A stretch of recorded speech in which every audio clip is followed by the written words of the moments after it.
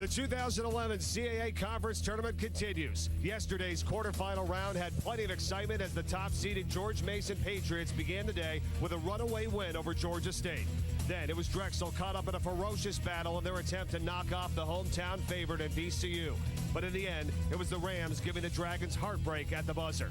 Second half of the day saw Old Dominion take care of Delaware for their 25th win of the season and a berth to the semifinals. Then it was the Player of the Year and the Hofstra Pride shutting down William & Mary's hopes for another upset with a convincing win in the nightcap. The top four seeds have advanced. Who will make it to the title game? We're about to find out. The semifinals of the 2011 CAA Men's Basketball Championship is coming up next.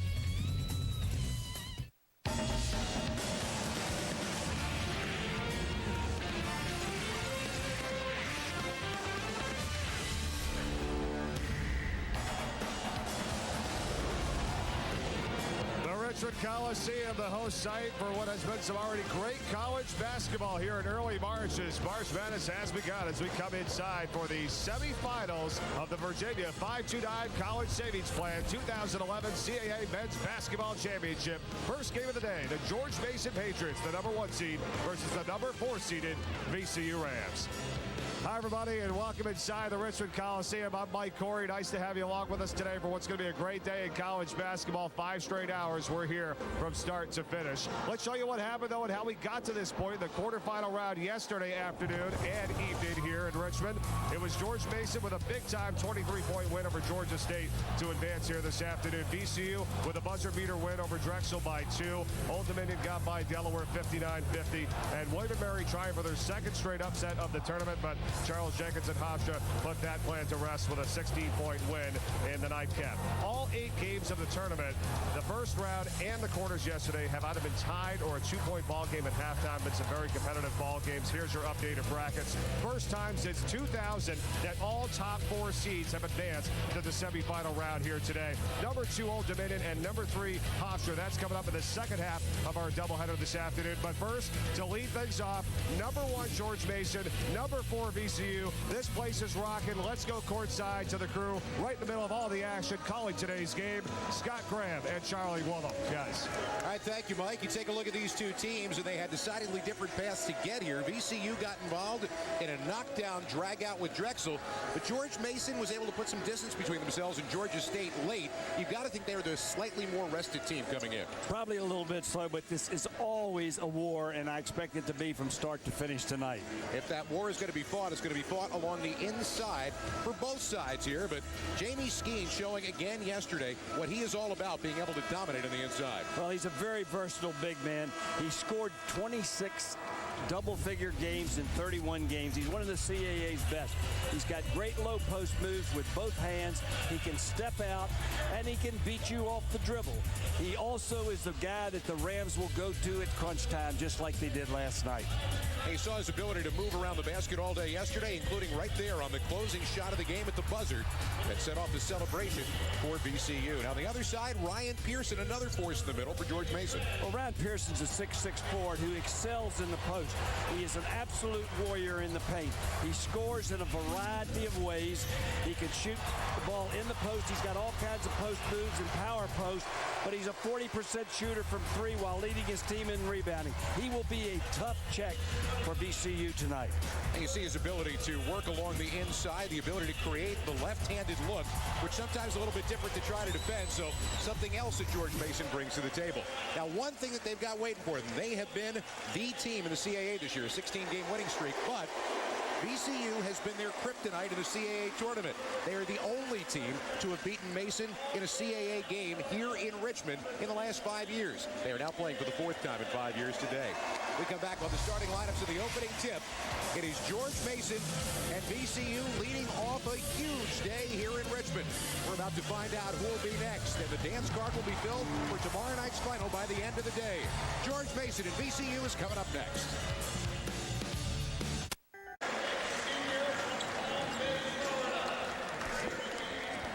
Championship is brought to you by the Virginia 529 College Savings Plan.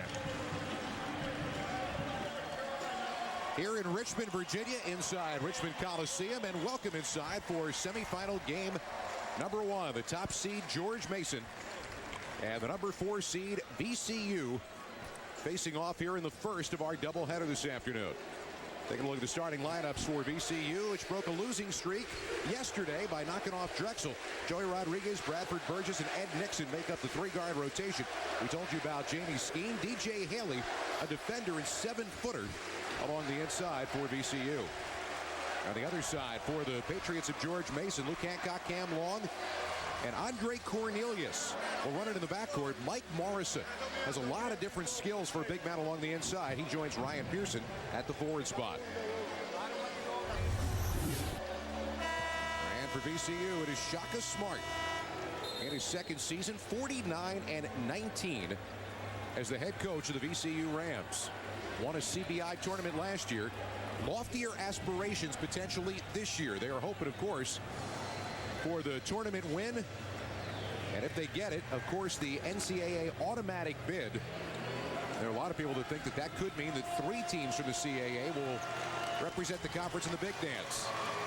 Jim Larinaga, 14th season at George Mason, 272 wins here, 469 overall in his collegiate coaching career. We got the Dean against one of the best new coaches in America. It should be a great contest. This place is alive. This place is rocking. Awful lot of gold that you're going to see all day long. Certainly in this one.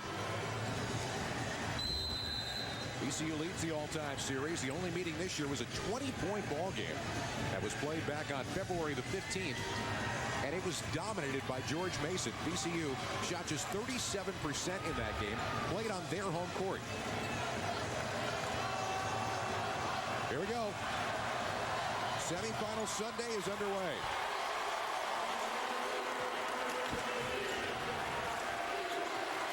VCU in the black, George Mason in the white. Little high-low passing, and timing wasn't quite there. A turnover just 12 seconds into the game for the Rams. Both of these teams excel at the defensive end. A little bit different.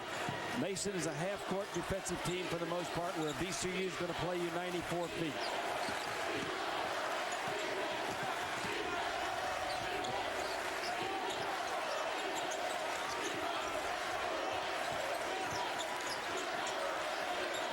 This is that havoc brand of defense, the way that VCU likes to play you. Right in your jersey, man-to-man defense for the entire of the ball game. Shot clock under 10. Cam Long trying to find space. It's not there. 3 on the shot clock. Cornelius has to fire and just got it on the front of the rim to avoid the shot clock violation. That's a great defensive possession that time for VCU. Cornelius just got blown up on a screen by Skeen. Rodriguez. A little bit of a wild shot, but Burgess there for the offensive rebound. And inside, Haley will get a chance to go to the free throw line. This is a textbook screen. Jamie Skeen sets up top. Cornelius is wondering what planet he's on after that, because, I mean, that was a heavy hit, but it was legal all the way. Skeen, a big guy at 6'9", 245. And now Haley of the line. This is not something that he does well. Now just 2 out of 9 from the free throw line on the year. That's a little bit different from VCU as a team. They shoot nearly 73% from the free throw line. And that could be a big factor if this game goes down to the wire, because Mason, one of the best free throw shooting teams around. Now your classic bank shot free throw. I'd say the emotion is very high right now. Both these teams will settle down and execute a little bit better as the game goes on. Hancock down to the baseline. Morrison, good look underneath, but Pearson forgot the basketball. It's like 2 prize fighters feeling each other out when we get started here. You just don't get a whole lot more open than Ryan Pearson just was. And I'll bet you that's one of the few he's missed, because he has a great pair of hands.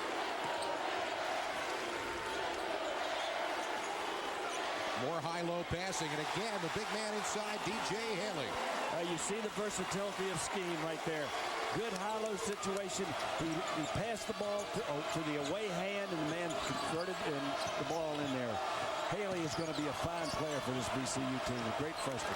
He averages less than a point per game. He's already got the first 3 in this one. This building is loud in the opening 2 minutes.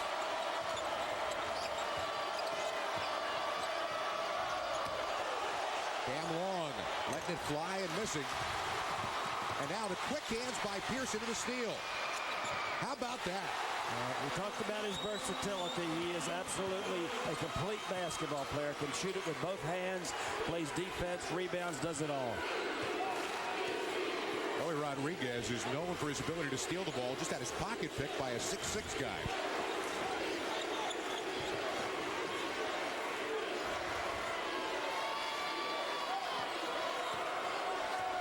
And Rodriguez will reset him. He had 7 turnovers in yesterday's game against Drexel, but hit a couple of very big shots. Scheme kick it. Rodriguez firing and hitting. Joey Rodriguez can hit for VCU. It's really a plus. He's got an up and down year shooting, but he's certainly important and contributes in all other aspects to this basketball team. There's no doubt that VCU looks like the aggressor here in the opening minutes. They're remembering that game up in Fairfax.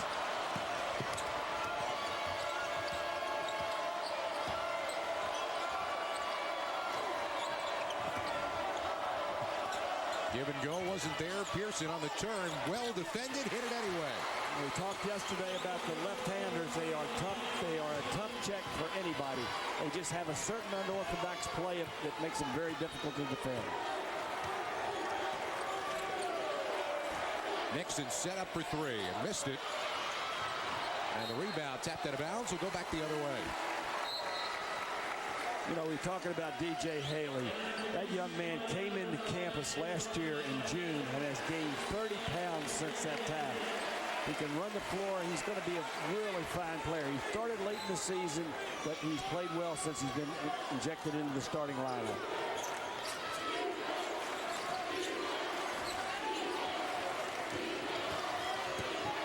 And Hancock breaking the pressure, but Skeen got a hand on it. It'll stay the same way. Shaka Smart's team coming in with 22 wins on the year against 10 losses. They are likely not an at-large NCAA team. And now you've got a 5-second call as the Patriots couldn't get the ball in. Right now, VCU is playing excellent half-court defense, and that's something Coach Shaka Smart has really emphasized to this team. If they want to win a championship, they're going to have to do it at the defensive end.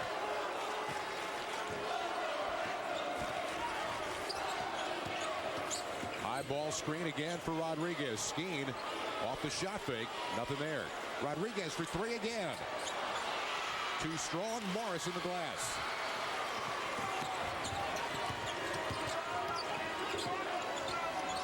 That's Cornelius. And he got it. Soft touch up on the rim. Cornelius is not tall, but he's an extremely strong young man, and he can finish well around the basket.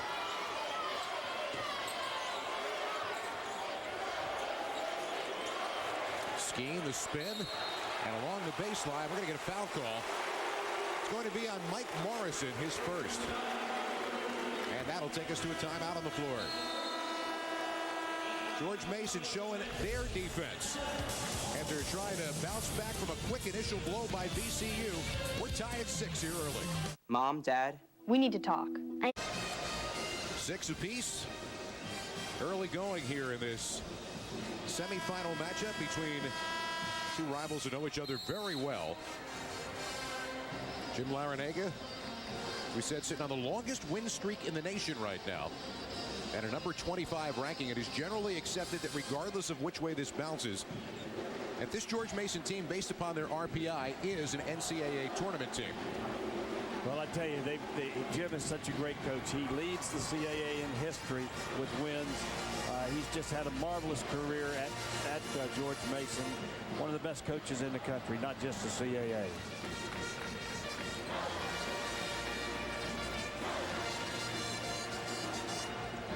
As we come back, free throws coming for Jamie Skeen. What makes Skeen so good, though, is his ability to do so many different things.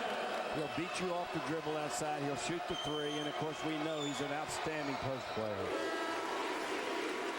Yeah, for a guy who has his size, as you see Isaiah Tate checking in to replace Hancock. For a guy who has his size, Skeen is capable of hitting 35% from three-point range. A 6'9" player, you don't normally see that combination. No, you don't. And he's so, he's been a great player for a long, long time. His junior year in high school, he was Mr. Basketball in the state of North Carolina, and I'm telling you, that's doing something.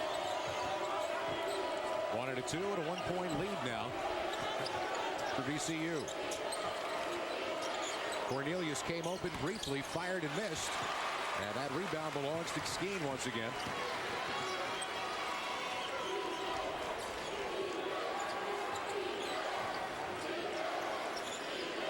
There's that three-point look, and he hit it. Well, we hit the nail on the head. We talked about all day. He scored every way already today.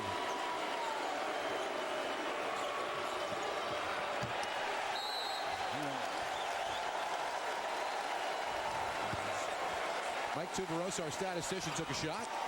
It's a great charge there, partner. That is hanging in. What's missing? Just you? You all right?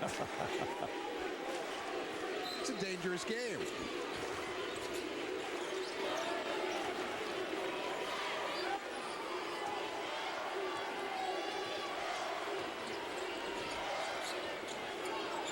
Shot clock on the move. VCU set up again. Skeen hitting again. My goodness, 7 points early for Jamie Skeen. I think Jamie wants to play some more after today. I think there's little doubt they will be playing some more after today, but I think they want to start thinking about at least one more game here in Richmond this year. I believe you're absolutely correct with that one. Burgess, the quick hands. It'll stay the same way with 16 left on the timer.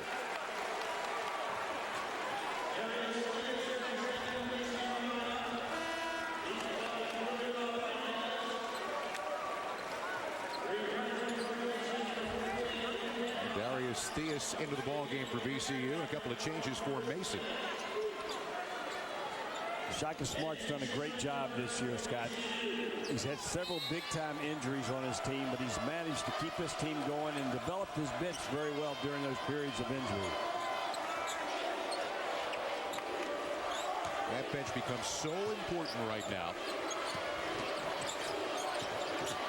As you start getting into multiple games in just a couple of days, and a foul on the inside on Roselle.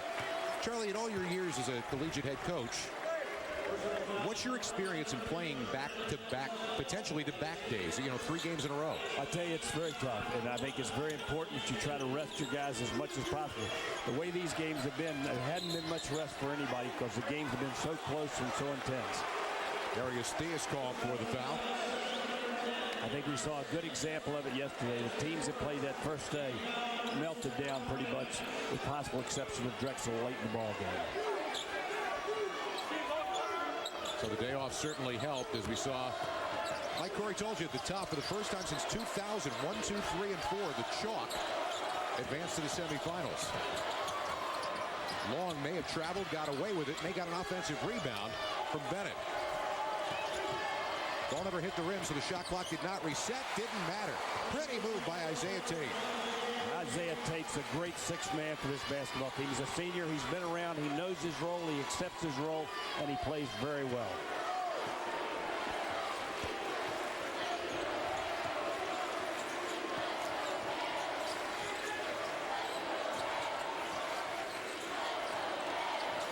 What VCU is doing right now is predicated on being outside. They haven't really tried to pound it in since the big man, Haley, went back to the bench.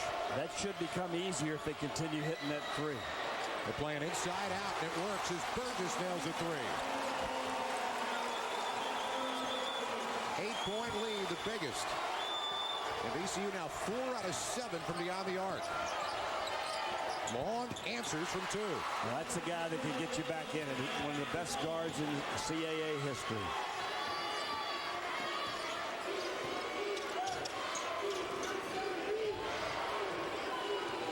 Darius Theus is sophomore out of Norfolk.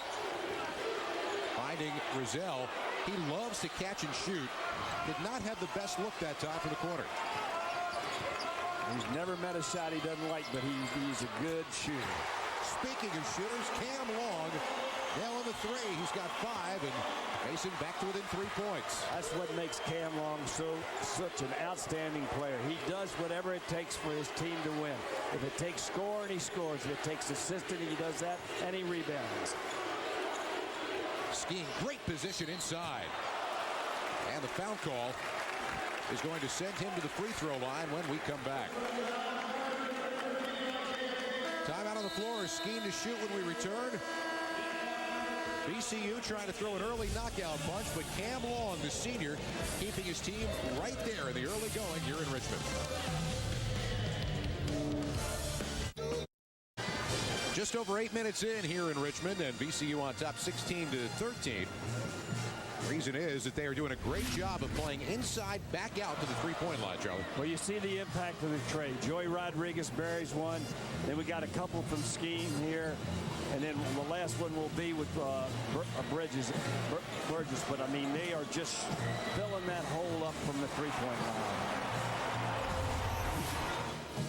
line. As a team, VCU shoots at .356, 35.6% from three-point range, but came into the game with 257 threes. That is a school record already, with still more games left to play this year. Well, that's a big part of their game, and Coach Larinago and his staff, that was one of the things they talked about a lot, is closing out on the three-point line. And, of course, they may be closing out on them, but they're just dropping it in the hole right now. VCU's been very tough from behind the three. He said the only two they've had to defend was Haley along the inside early, but since the big man went out, they've been playing the inside-out game. Skeen off to a good start here this afternoon. Have one more try.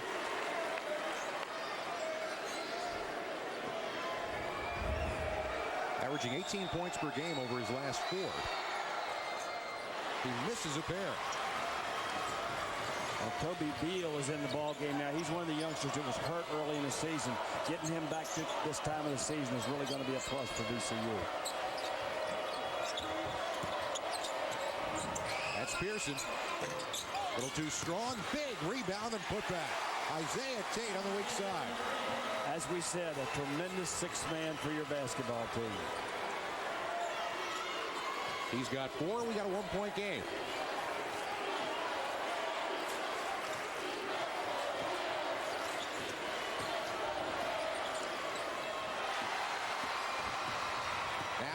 The breakaway, quick hands by Rodriguez, and it last touched Cam Long. We're talking about a saving play. Joey Rodriguez just did a fantastic job. Well, that shows you how important Joey is to this team. He's always back in transition. A lot of teams get hurt because their guards don't get back. He was back. Might been a little bit of bump, but that's just part of the game.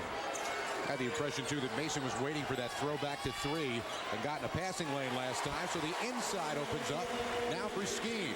He's got 9. Well, that's good penetration by Nixon, spotting your open man and letting him have the basketball. 6 assists for VCU thus far.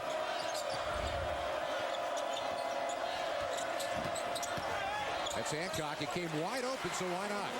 You know, Hancock's not a jet, but he's got tremendous change of pace, and that throws the defense off. He can get to that basket as well as anybody on their basketball team. Pretty much as we expected here in the early going. Tight, tough ball game. Skeen squared up and missed it. Pearson had his hand on the rebound. He was waiting for a foul call he didn't get. He just gave a shove to Beal. And now the other way. Count it. And that's a chance at a three-point play.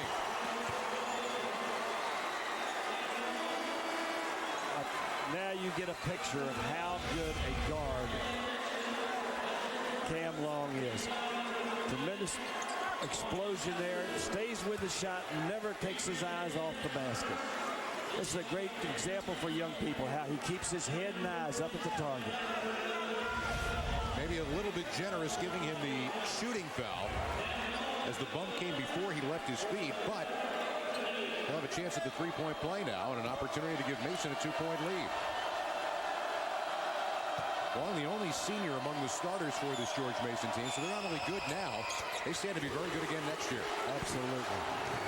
I tell you, they have a great ability at the defensive end of the floor to see what a team's trying to do and take it away. I think Jim's one of the best defensive coaches in the country at taking away a team's strength. This is a 12-2 George Mason run that's given them the lead.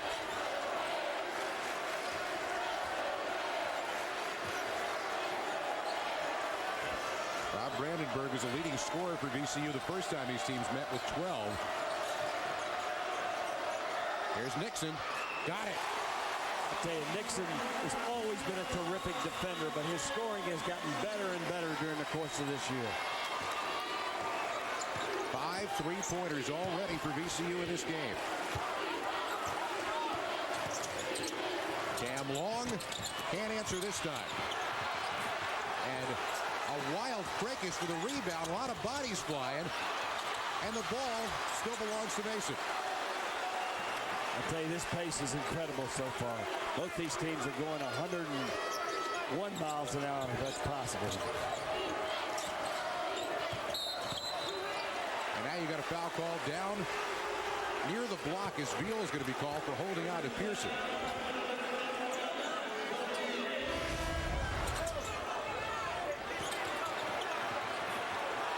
That's just bodies flying, and I think you get a sense of the fact that this game means a lot to both of these teams. Here at Richmond Coliseum in Richmond, Virginia. Along with our hosts Mike Corey and Charlie Willem, I'm Scott Graham. Glad to have you with us. Our first of 2 semifinal games. Winners meet tomorrow night for the CAA championship and the automatic bid to the NCAA tournament.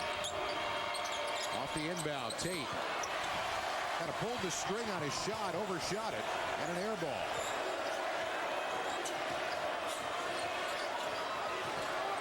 Burgess found the open man, Rozelle.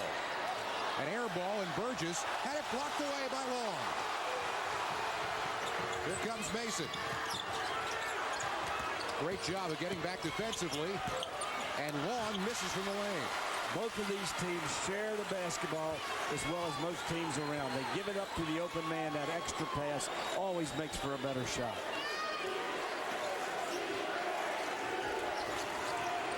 Rodriguez got caught in midair. That's Burgess. He came open. And Nixon in the offensive glass. Burgess says if it once you don't succeed, nail the second. The 6th three-pointer in this first half for VCU. Radford Burgess has one of the purest looking shots in college basketball today. And the Rams show a zone look for the first time.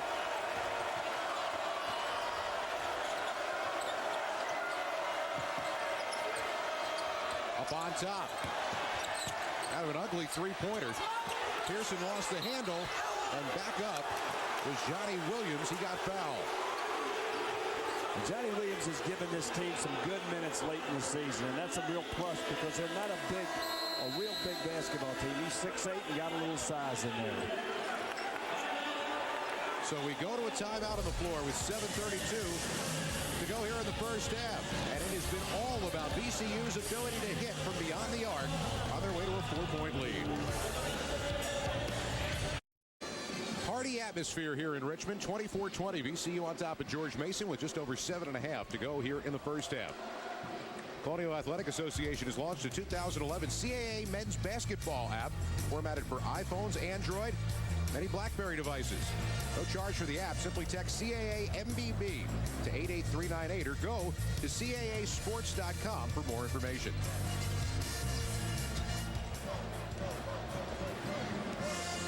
He could very well be on the CAA app right now. I wish we had a way of saying hello to him. Oh well.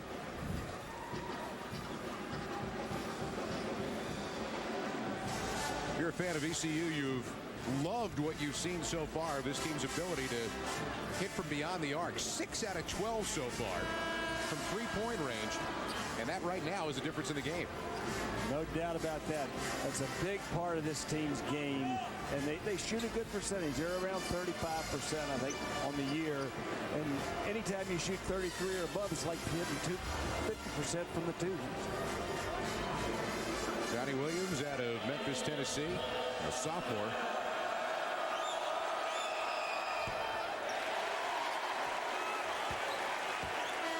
One more try coming. Jim Larinago's giving some of his players a little bit of rest, one at a time. I think that's a good move because this game is going to be extremely intense. And as we said in the opening, it's going to be from start to finish. So 1 out of 2 for Williams as Mike Morrison checks back in. And Joey Rodriguez bringing him up.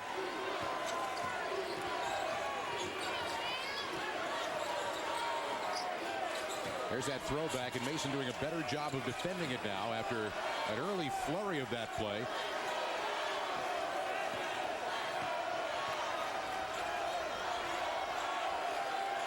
Nixon waiting for a cutter. That's Skeen. Not a good look. And off the hand of Bertrell Vaughns. So fresh shot clock and the basketball back for VCU. VCU does a good job with that high block and roll because you don't know what they're going to do. They can roll them big man or they can pop him back. They've been very successful early in the ballgame, as you say, popping him back for the jump shot.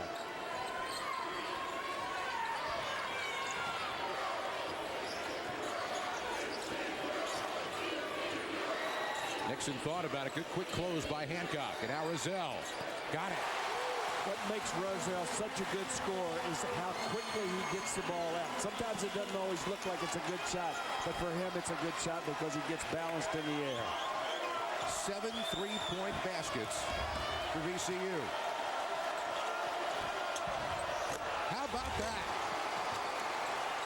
Nicely done on the backside of the zone that fell asleep. Very emphatic. I thought that basket was going to come down that time. I wonder whether you're going to see VCU in the zone anytime soon.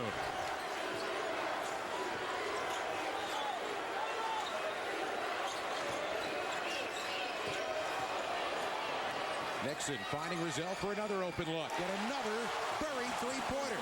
Rozelle's a straight shooter. You better get a hand up on him because he gets it out so quickly that he doesn't need much time at all to create space and shoot the basketball.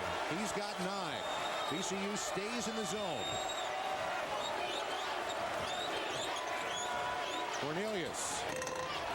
And Burgess, the weak side rebound. Up ahead, Nixon, great catch. Oh my! That was a fantastic feed, a great catch, and a great finish. And a quick timeout for Jim Larinaga, 30-second timeout. The VCU faithful are going nuts as they have opened now their biggest lead of the first half.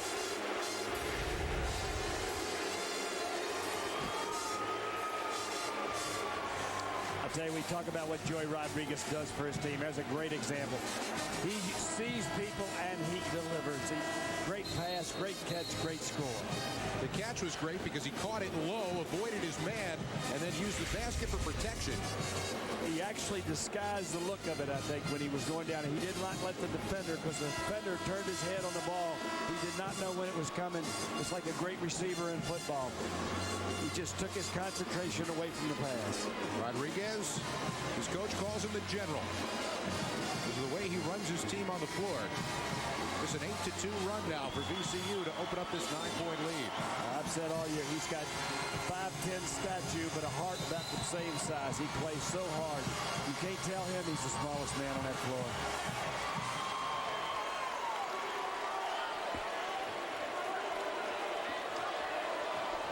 Well, let's see what Mason's answer is to try to stop this run. 11 assists on 11 made field goals.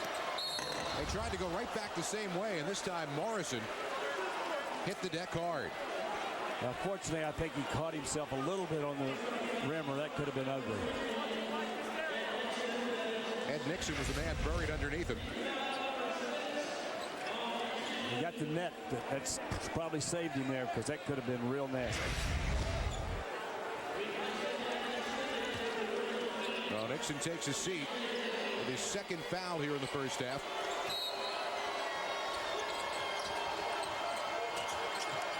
And off the inbound, Cam Long got stripped. Rodriguez found his way out of the pack from the floor.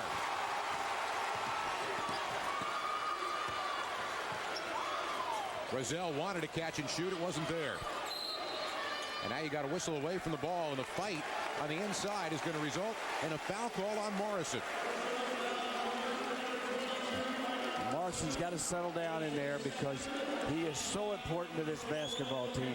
He represents their size. He's also going to represent them on the bench for the time being as he just picked up his second foul. Well, that's a good move, whether it was his second or first, I think, because I think he kind of lost his composure a little bit there.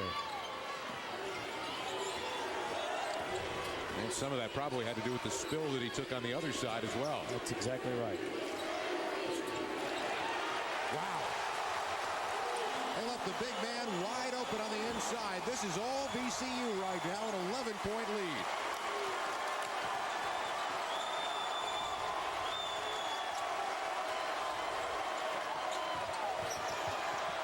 And another steal.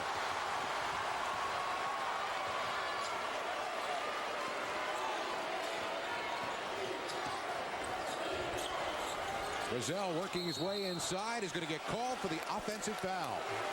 Right now, George Mason needs to settle down, get the offensive tempo back in their favor a little bit. They're trying to play too quickly at the offensive end.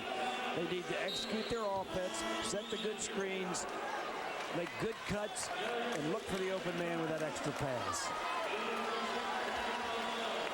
Now Roselle with 6 points now has to sit as he picked up his second foul. This zone, I think, is a good point. This zone has really sort of changed the momentum of George Mason's offense here.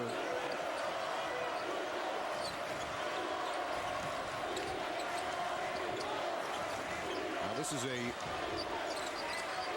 team that's been through battles all year long. You don't expect them to blink in this situation at all. However, the turnovers continue to mount. They're 7th in the first half. Well, that's VCU's game. They're going to turn you over. They're one of the top teams in the country at turning their opponents over. You've got to take care of the basketball against VCU.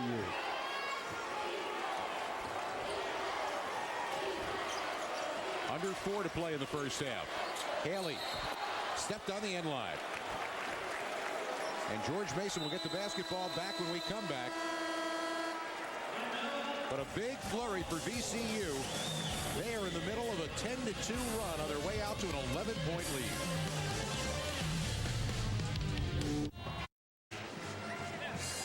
(34-23) VCU on top. 3:51 to go here in the first half of play. And the tournament action doesn't end after this game. Stick around. We've got a second game of our 2011 CAA tournament semifinals coverage. Number 2 seed Old Dominion taking on number 3 seed Hofstra. Old Dominion and Hofstra coming up right after this one, and it's right here on the Comcast Network.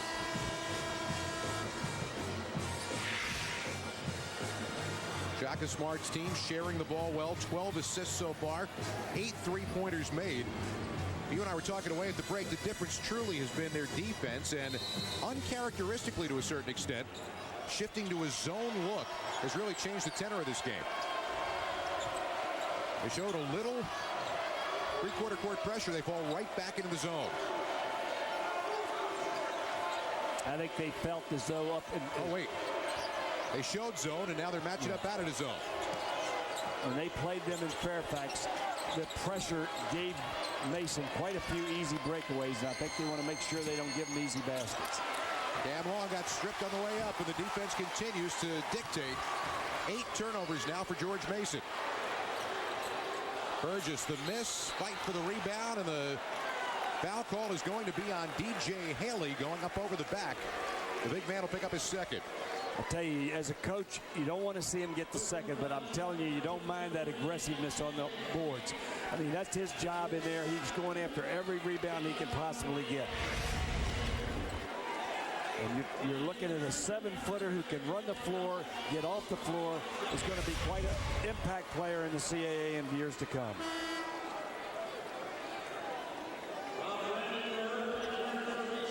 Off the foul, which was the 7th for VCU, walking it back down the other end for the 1-and-1 is we saw Rob Brandenburg return.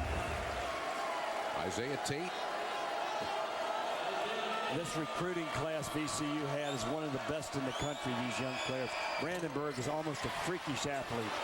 He's got a 6'7" wingspan and a 43-inch vertical jump. That's quite an athletic. Hancock trying to post up. Not a lot going right offensively for George Mason. And Brandenburg picks up the call. The reach-in foul will be on Hancock. I think it's important, Scott, that Mason does not allow themselves to get in a frantic pace with this team, because that's not their game. That's VCU's game, and you don't want to play that. That was Hancock's first, team's fifth.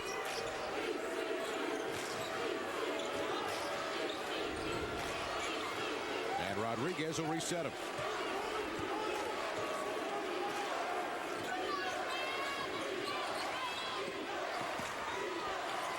That inside's wide open. And Skeen trying to set up Camp, hit it anyway. Wow. That's just intelligent post play. 11 for Jamie Skeen, and the run is now 12-2. And Cornelius walks. 9th turnover for George Mason. Again, I think Mason has got to slow down. They can't let this game get away from him right here. Bill Larenega's team has gone 4 minutes now without a point. Great hands, great catch, and just intelligent post play. He got the man's timing off and went up. Right here, he's just too anxious to make a play. Go back to your 5-man offense and let your offense get you your shots. Brandenburg, too strong. Tapped rebound belongs to Cam Long.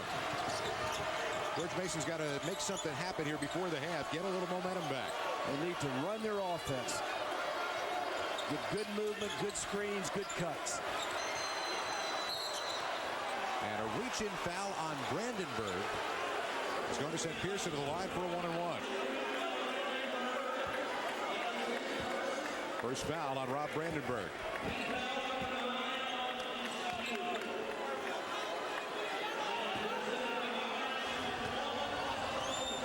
So Pearson to the free throw line.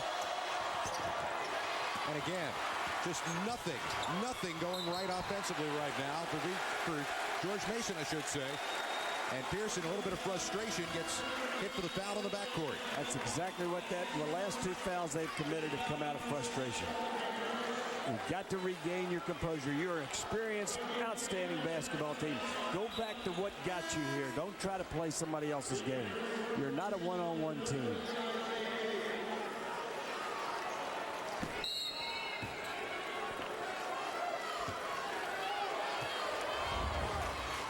This run is 9-0, and George Mason hasn't scored since the 6.5-minute mark left here in the first half.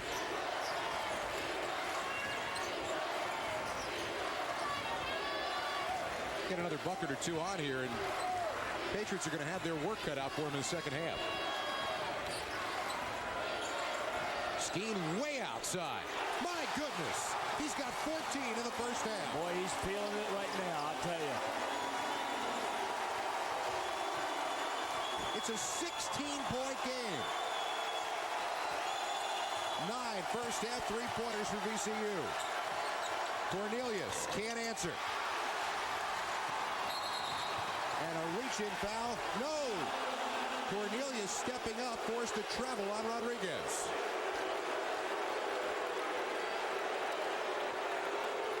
Crowd didn't like the call. And VCU is going to take the use it or lose it timeout here with 1:10 to go in the half. Wow. I tell you, this team is back playing like they did early in the season when they upset UCLA early. So they were playing great basketball, and then they hit kind of a lull spot. But right now they're playing with all the qualities they have. What people don't understand is that Skeen and Burgess are 2 of the fastest big guys I've seen this year on any team in America. You watch them run their cuts. They're hard to guard when they don't have the basketball. Skeen is 5 out of 7 from the floor, 3 for 3 from three-point range. And he has been truly a difference maker in this first half. And this season looks a concern, no doubt, as you look at George Mason band, who, by the way, before the game, was involved in a kind of a battle of the bands. They did a rendition of Aerosmith's Dream On that was unbelievable.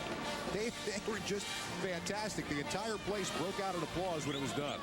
I tell you, that's the first time this weekend that I think you and I forgot about basketball for a minute. That was some show. Oh, that was just stand, watch, and cheer. We both gave him a standing ovation, too.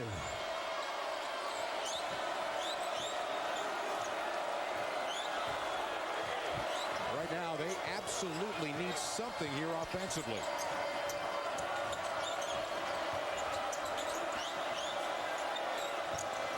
That's the guy to go to. And Cam Long finally breaks it after 5.5 minutes without a point. That's a big-time move to the basket right there. Changed hands, went from one side of the floor to the other.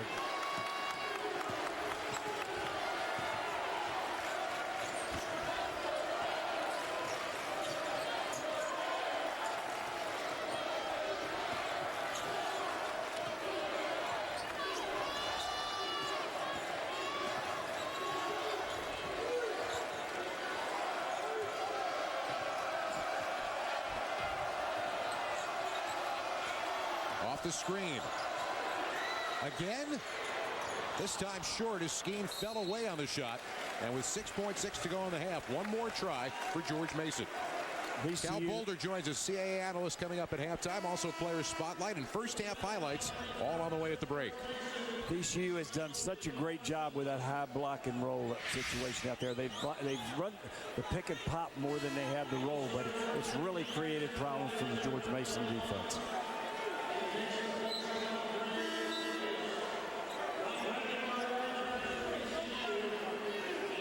A couple of changes here for what ostensibly should be the final play of the half.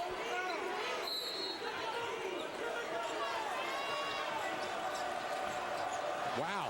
Long lost the basketball. Rodriguez with the open man. One more try, and it's blocked away by Long. That would not count if it had gone, and that's going to do it for the half. Well, I tell you, we've had a very intense first half. I think in terms of who's done what they wanted to do, there's no question VCU is playing their game. George Mason has been out of their game, and I think the zone, as Scott said, is one of the big reasons they have not played with the normal fluidity. So VCU walks off the floor with a 14-point halftime lead.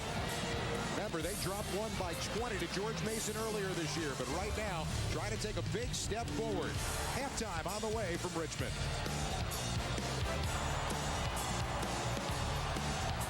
It's halftime of semifinal game number 1 of the Virginia 529 College Savings Plan 2011 CAA Men's Basketball Championship. Check it out. VCU on top by 14 at the break over George Mason. The number 4 seeded VCU Rams and the number 1 seeded George Mason Patriots. Nice to have you along with us here. Halftime of game 1 of our doubleheader this afternoon. I'm Mike Corey, now joined alongside analysts on TV and radio and former ODU and NBA star Cal Balber. Nice to see you, Cal. How you doing? Doing well. Thanks for having me. No problem. Are you surprised in this first half here? VCU on top by 14. Absolutely. I thought George Mason was actually going to be on top in this one. Very surprised that VCU's running away with it.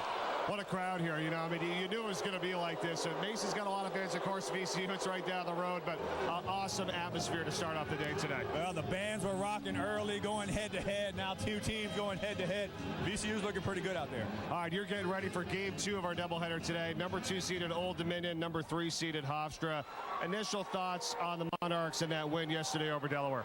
Well, it was a tough seeded game. Delaware has actually beaten ODU, obviously, early in the season, and it came right down to the wire in Norfolk against ODU. And it was another tough game yesterday before Old Dominion flexed its muscles and started to pull away a little bit. I don't expect anything really different today against Hofstra. Hofstra has the player of the year, Charles Jenkins, and I think that, ODU is going to struggle a little bit. Jenkins and the Hofstra Pride getting by William and Mary last night, and Jenkins has been a monster, but they have help around him. You know, sometimes you have a player of the year and a guy that's really good on a team, but they don't go far. Hofstra's trying to make an effort. It's their first time in 5 years getting to this point. Absolutely. They've had a very good season. They've got a nice shot blocker down inside in Washington. Not a lot of girth on him, but he's got a good host of players around him. Against Old Dominion, though, they don't have the size really or strength inside to compete. I think Old Dominion will start to emerge as the game progresses. What do you think? Kind of a low-scoring game? It's always low-scoring when Old Dominion's in it, right? Well, that's the way they play. They grind it out. They crash the boards. That's just the way they want to play. They want to take possessions out of the game, keep it in the 50s, maybe 60s. All right, overall, we've been discussing this all weekend. George Mason, ODU, obviously the top two teams strength-wise. Are they in the tournament regardless whether they win in these games this weekend? My initial thoughts were it was probably going to be George Mason and Old Dominion in the finals, and it was going to be a lock. Both those teams were going to go on to the NCAA tournament. However, if VCU were to win, and the question be, were 3 teams going to go to the NCAA tournament from the CAA? I don't think 3 teams from the CAA go to the NCAA tournament. And now the VCU is making a pretty good case right here in this game against George Mason. That's a pretty big question on what's going to happen tomorrow. If George Mason does come back and win this game, and Old Dominion wins against Hofstra, and those 2 teams go on, 2 teams definitely go. George Mason and Old Dominion definitely go. VCU is going to be the X factor, though. I really don't know if the CAA sends 3 teams. Good point. VCU wins, and it might be a must-win for Old Dominion in game 2. We'll have to wait and see. Absolutely. Thanks so much for the time. Good luck in your game, all right? All right, sounds good. All right, Cal Bowler joining us here at halftime of this first semifinal matchup as VCU is leading George Mason by 14 points. We're coming back with a lot more at halftime from the Richmond Coliseum right after this. Stay with us. George Mason's got the longest winning streak in the nation at 16 games, and VCU trying to end that, leading right now 39-25 at halftime. Welcome back inside the Richmond Coliseum, everybody. I'm Mike Corey here for the Virginia 529 College Savings Plan 2011 CAA Men's Basketball Championship. Game 1 of our doubleheader here today. Coming up later this afternoon, it's number 2 Old Dominion and number 3 Hofstra. But first, it's time to get to our player spotlight of this first game here and show you what's going on and how VCU is out to this 14-point lead. And it's thanks to this guy, Jamie Skeen. He's doing it all. Dishing off. Here's a 3 by Rodriguez, and also Bradford Burgess got into the act. And then Skeen says, well, I'll just do it myself as well. Knocking down a tray. He hit 3 of them in the first half. He's got 14 points to lead all scorers in this game. Here's your spotlight. There it is. 5 of 8 from the field and 3 of 4 from three-point range. Ryan Pearson, the other guy that we talked about to start the broadcast, just 4 points, not off to the same start as VCU. They've got this crowd behind them here at the Coliseum, and they have raced out to a 14-point lead at the break. We'll see if they can sustain it for another 20 minutes of play right now. VCU leading it 39-25 at halftime. We're coming back with a lot more after this break. When we return, Scott and Charlie rejoin us. Highlights of the first half and more from Richmond right after this.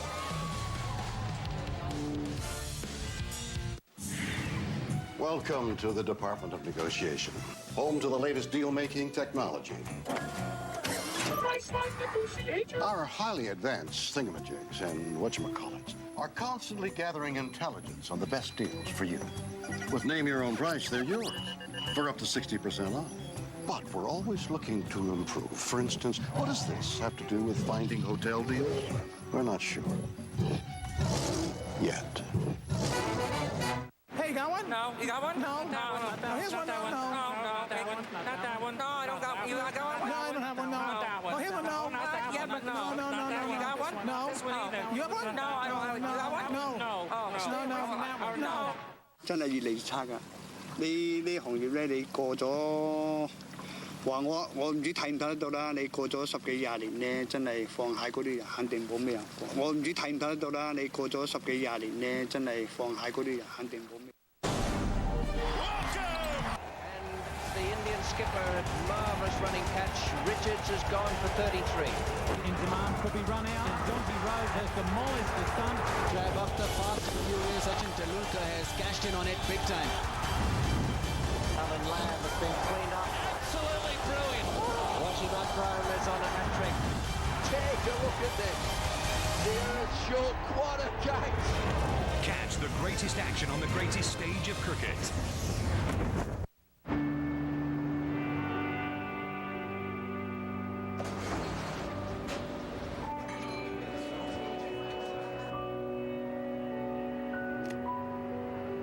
When you earn your GED diploma, the barriers in your life fall.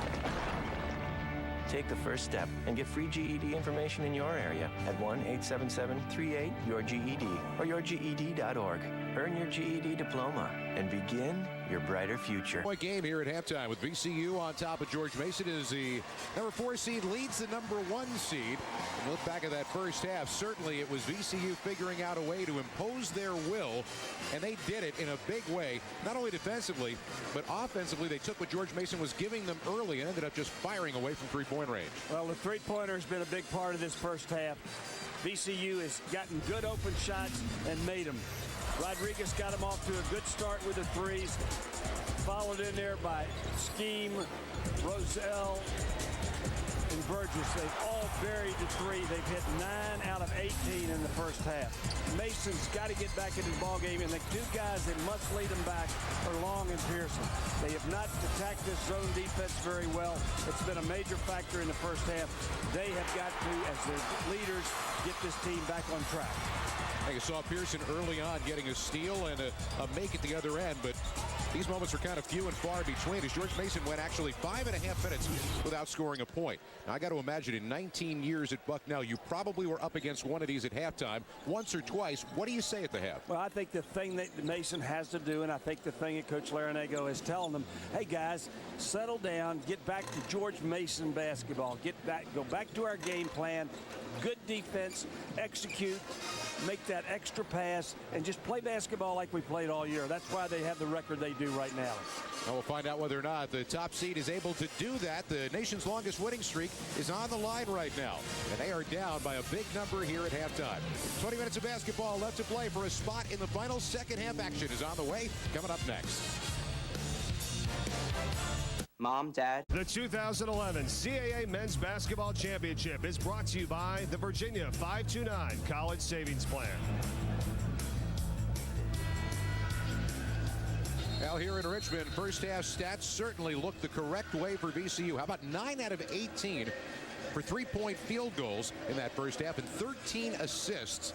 They also shot 52%, holding the lead for most of that first half. For George Mason, the 46% doesn't look bad, but in a lot of ways, they just did not do anything near what they wanted to do. Well, they had 10 turnovers. I would call most of them self-inflicted.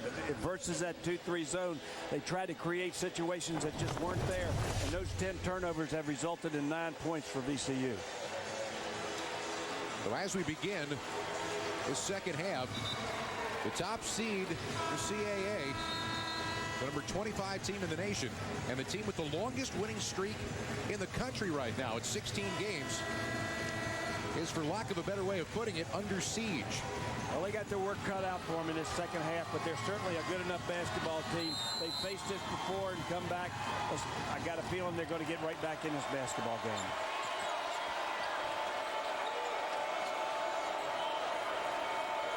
We begin the second half. Let's see what kind of adjustments have been made by George Mason. Pounding it inside. Morrison, a chance at a three-point play to open the half. Well, that's good offensive execution. Patience, moving the basketball, looking for your inside game, which is their game. Great job taking the ball into the post. Good solid play by Morrison. That's where you win basketball games, down in the paint. Three-point opportunity the old-fashioned way. Morrison, not a good free throw shooter, and hits on it anyway. He was actually 3 for 7 yesterday, and that improved his season percentage. Nonetheless, a three-point play and an 11-point game.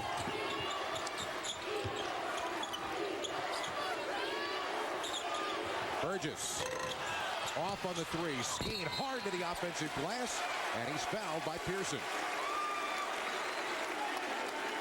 Burgess, that just gives you a good example right there of Steve's versatility. I mean, he's on the perimeter, the shot goes up, he's inside the offensive rebound. He came to play, there's no doubt about it.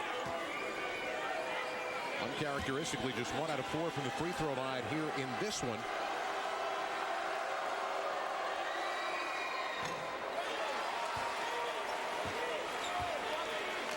There's Haley, who's got the 3rd foul now, talking it over with his head coach. Otherwise, the numbers for Skeen have been fantastic today. 14 first half points and finally rattles that one home to extend the lead back to 12. They're showing a little bit of press now, VCU, so they've changed their defensive strategy a little bit again.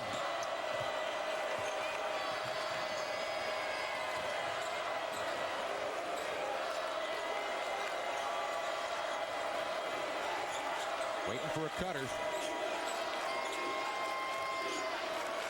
Cam Long with Nixon on him. Got him in the air. And on the drive, an easy two. Well, that's what we said at half. You got to go to your leaders. Cam Long is definitely the leader of this basketball team. He's got 12.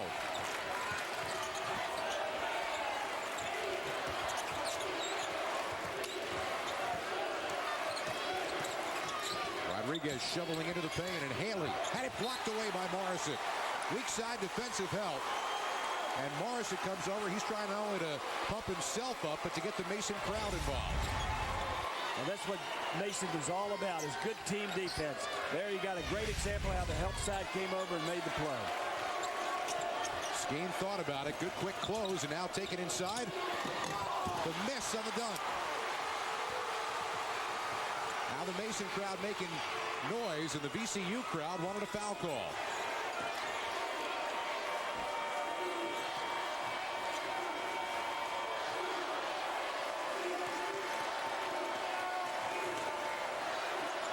Bodies flying. Long came open, and he got it. Big shot for a big-time player right there. Big shot. And all of a sudden, the green and gold are making the noise. A 30-second timeout becomes a full timeout from Shaka Smart. Reason for Mason to hope. They are back to within 7 now. Less than 2 minutes into this second half.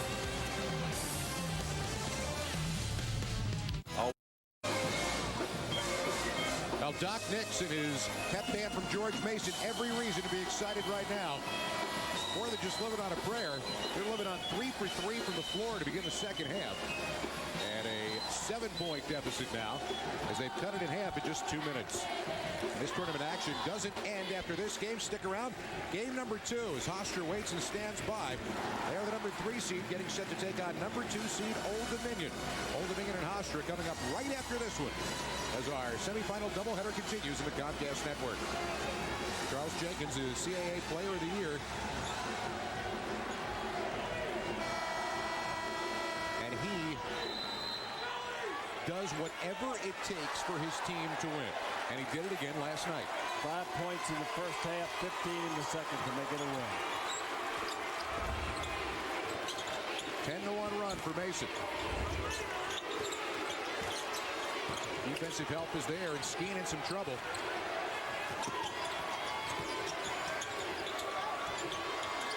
And Skeen stepping in came wide open. Missed on the shot, but the tip followed for Nixon. It was a great ball fake, though, to create that shot and create space for him to get the shot off.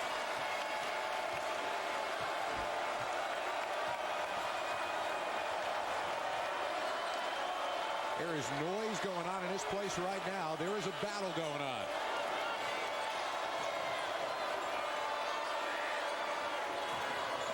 Hancock found his way inside. It's a great example of how Hancock just feels his way through. He's totally under control in there. He's got 4.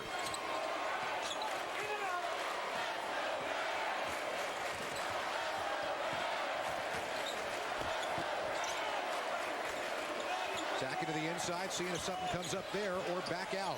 Good quick close. A different offensive look for VCU. Not as much movement.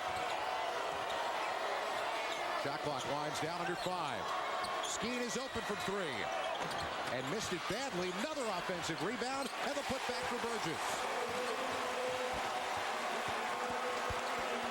Well, George Mason is going to come back in this game. They cannot allow VCU to get multiple looks each time down the floor. That is an absolute fact. More opportunities they give them to score, the more times they're going to be in difficulty. Pearson. Wow, contact, no call. And the basket is good. He actually draws the contact, takes the hit. It doesn't dismantle him at all, and he scores. Skeen hits another 3. He's got 18. The 10th three-pointer of the game for VCU. And the zone look again. Mason is being much more patient and running their offense right now. That's what they have to do to get back in this basketball game.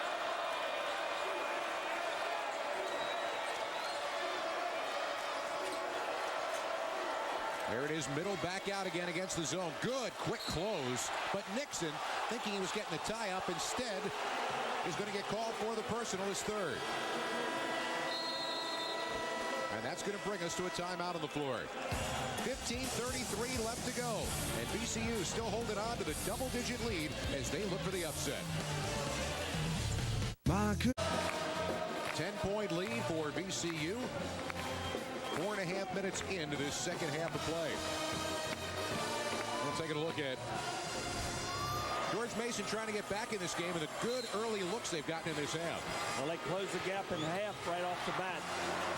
7 straight points inside of 2 minutes. However, there's your answer from VCU as they come back and hitting the offensive glass. Plus a common recurrent theme, which is open threes getting buried. That is their 10th of the game. That puts them, by the way, just 2 shy of the CAA tournament record for three-pointers in a game by a team.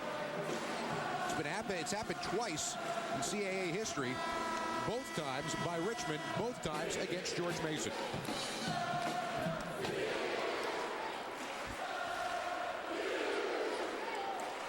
And the Patriots 5 for 5 from the floor here in the second half.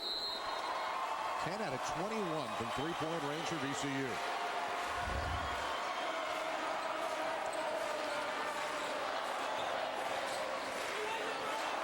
The look stays zone.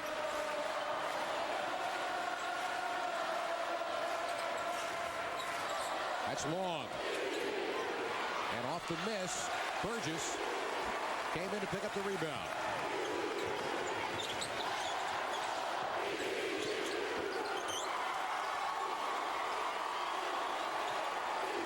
This crowd is absolutely carrying the soundtrack of this building along. It's a packed house, and I tell you, these kids deserve it because they're playing their hearts out there. And Morrison got called for the foul, his third. That's a big one. That definitely is a big one because they don't have the big experience in there to battle without Morrison during this whole second half. Now Jim Larinaga calls for a timeout, 30-second variety. 47-37. What's at stake here? On top of the nation's longest winning streak that team currently owns right now. You've also got number 1 seed, who everybody pretty much feels with their RPI right now is a tournament team.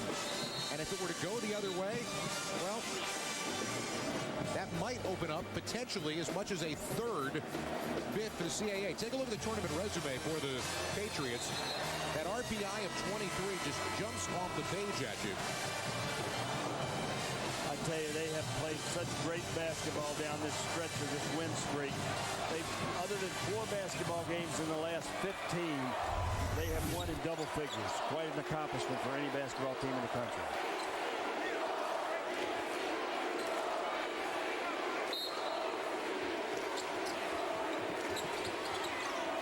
Now skiing off the inbound, set play, and he is fouled, and Morrison just got his 4th. That just changed the entire complexion of this game for the Patriots. Well, that makes it very difficult because we talk about the fact that Mason does not have a big stock of bigs. Not a good play. I mean, he dropped the axe in there. Thinking block, and then he realized what he had done. Straight up and contest, but don't drop the axe. They got to call it when that happens. When that hand comes down, they're going to get you every time. His afternoon just got considerably shorter. And their loss early in the season to Old Dominion, Morrison got in foul trouble, and it was a very tough thing for him to have to guard Hassell, for Mason to guard Hassell without him on the floor.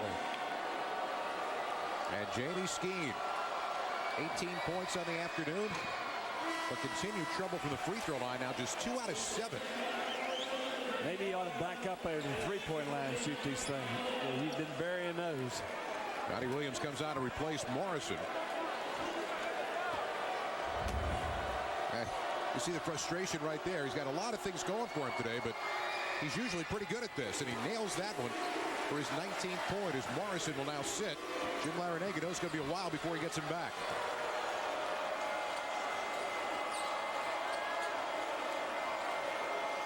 Patriots made up some ground, but the deficit, again, is back up to 11. Mason needs a post presence against this zone out there because they're not going to close the zone down unless they can take it inside. Cam Law came hard for that rebound, but it last touched him before going over the end line.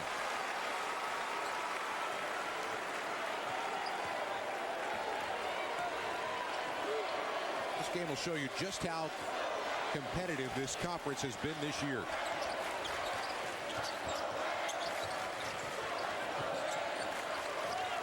Burgess, another three.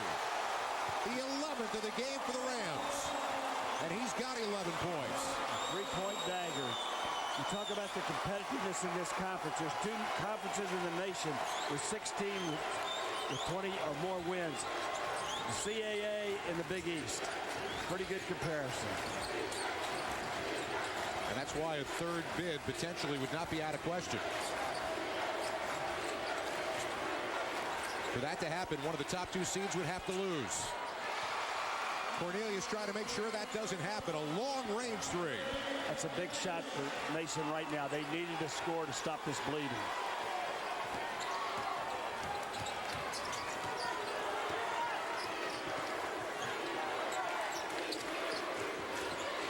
That one came open once again, but Reddick missed badly. And a foul call on the rebound is going to be on Pearson.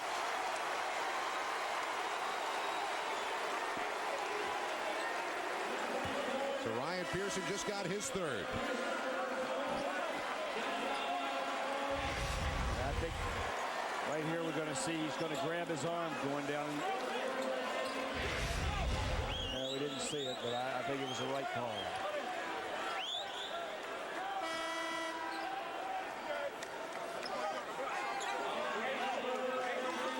I told you earlier. And VCU has kind of been Jim Larrañaga and George Mason's kryptonite in this tournament. Last year, they knocked him out a 75-60 score.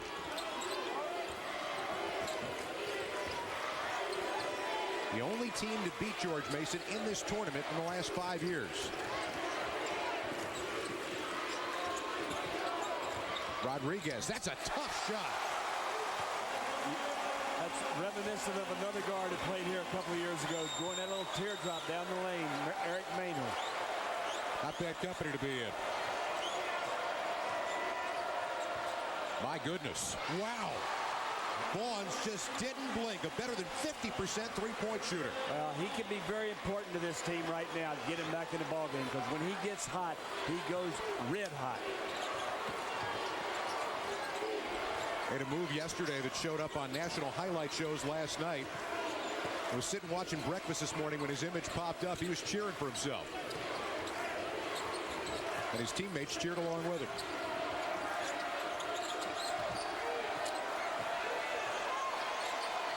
My goodness. And that's going to be over the back on Skeen. Not a good foul. These older guys got to step forward and make the right plays. They can't make silly fouls.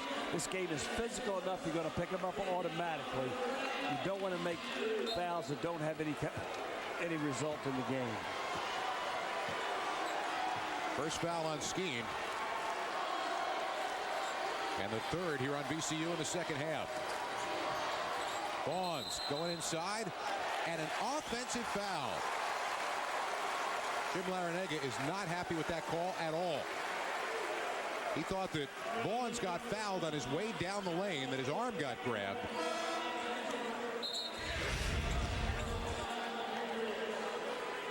Nope, it's a good call. I definitely think he ran into it.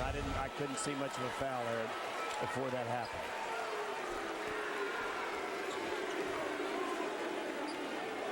Here at Richmond Coliseum in Richmond, Virginia, it has been a boisterous crowd. It's been a fun tournament. Along with our host Mike Corey and Charlie Willem, I'm Scott Graham. Glad to have you with us. One more to follow after this one as Hofstra will take on Old Dominion And then the winners of these two games will meet tomorrow night for the CAA championship. Right now, defense becomes extremely important for Mason. They've got to get a series of stops so they can get back in this ball game. They won't be able to close the gap just at the offensive end. They got to get some stops at the defensive end.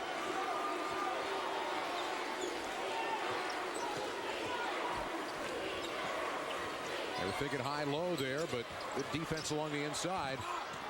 And now Skeen hitting the glass hard, but Vaughns comes down with the rebound.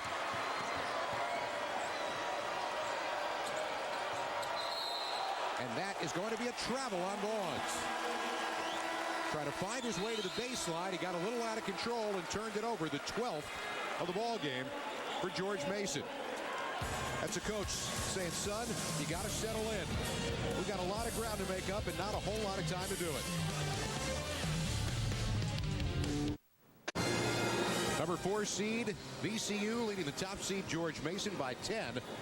With 11:41 left to go here in this first semifinal game. And this VCU team trying to play their way into a postseason berth. I don't think there's any doubt that there's going to be one.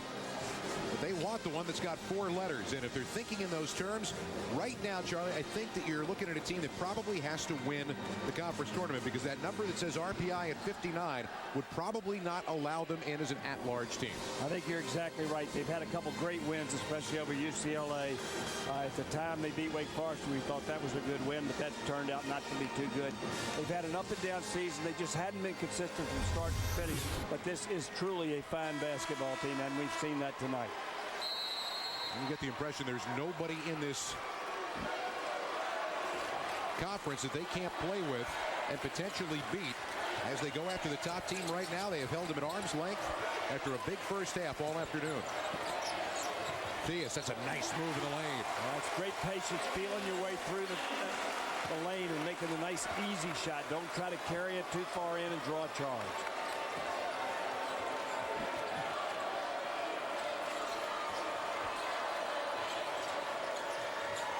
George Mason has struggled to find something offensively. This time they're seeing another different look, a man look. And you get a blocking foul going to be called along the baseline on Brandon Rozelle.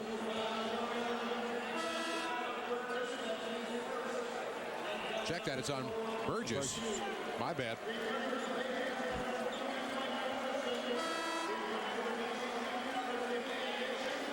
So at 11:03, a fresh shot clock and an inbound now for the Patriots. Morrison comes back in. Calculated risk right now with 11:03 to go, playing with 4 fouls. I think he figures he's going to platoon him with Pearson a little bit, because they're going to need Pearson's offense more down the stretch. And Morrison to the hole, misses. Tip follow won't go. He was in danger of picking up his 5th foul had he gone for that rebound, but a heady play by the freshman DJ Haley, who warded him off and let it go out of bounds. That could have been pretty close right there. Smart basketball.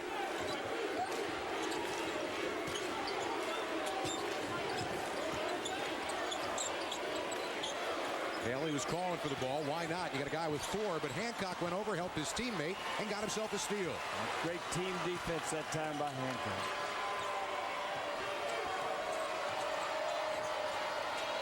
It was a 14-point game at halftime. Still 12. Cam Long takes it down to 10. That's what you want out of your leader right there. He's got to take control of the game here and get his team back in it. 17 points now for Cam Long to lead the Patriots.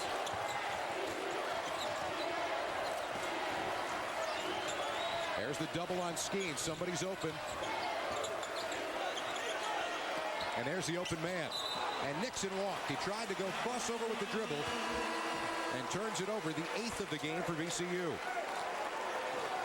Scheme's telling him right there that he should have shot the basketball. Don't want more out of it. He tries to make too quick a move and gets called for the wall. Look at this. Cam Long, a quick shot.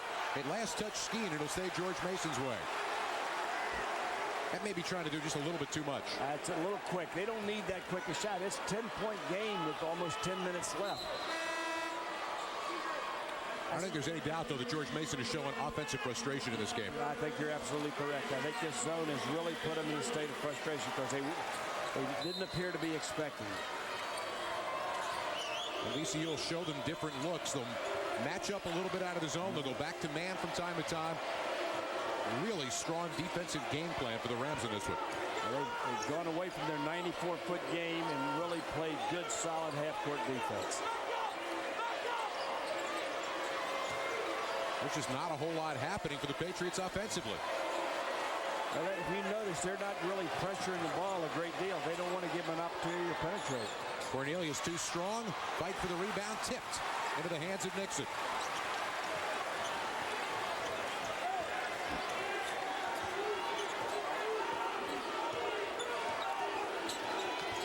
Coming up on 9 minutes left to go.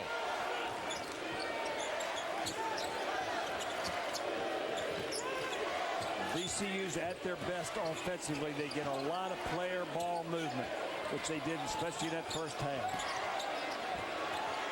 That's Burgess got hit.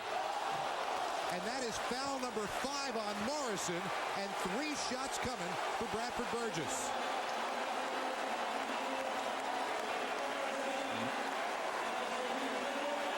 That's a shame.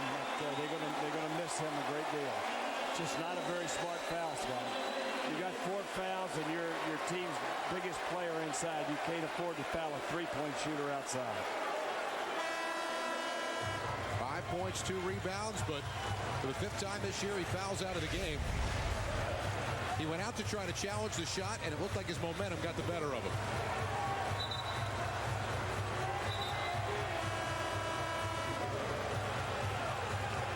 Did he catch the arm? That's the question. Burgess was going down anyway. Yeah, it was a good question. A pretty good Hollywood act there by Burgess, but it looked like he might have caught his arm. I'm sure that's what the official called. Burgess 11 points and 9 boards on the day. Will now shoot 3.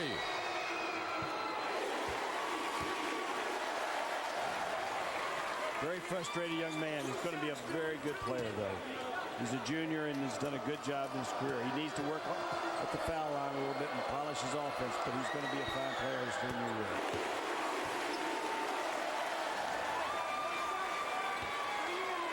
That's a point as a coach where you wonder, what do I have left to try to do here?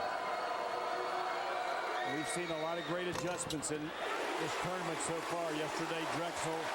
Tonight it's going to have to be Coach Jim Larinaga, and he is a master at doing this. And that's what he's going to try to do right here. While the VCU fans go wild as they bask in a 13-point lead with under 9 minutes to go.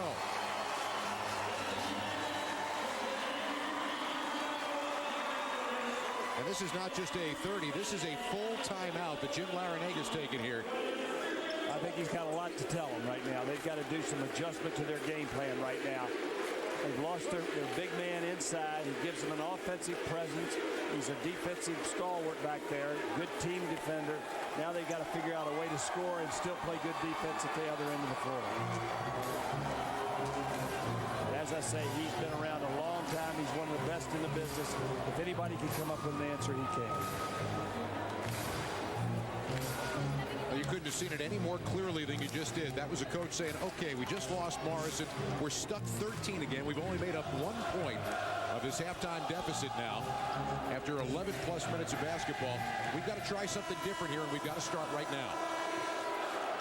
Don't be surprised if it's something very drastically different, too, because they're going smaller. They may try to put a little bit more pressure on them. I can't answer the question completely, but they need to do some things to change the tempo of this game, probably away from where they wanted to play the game. There's that Rams pet band, which took no back seat to George Mason earlier. Just the jazz tuba stuff they were doing was incredible. I got to tell you, don't want to overstate it, but we could not tell you just how much the fans here enjoyed that battle with the bands. Both teams had done their initial warm-up, were off the floor. The floor was empty, and it was just performance time, and they were both great. Everybody in this building that was in the building stopped what they were doing and listened to.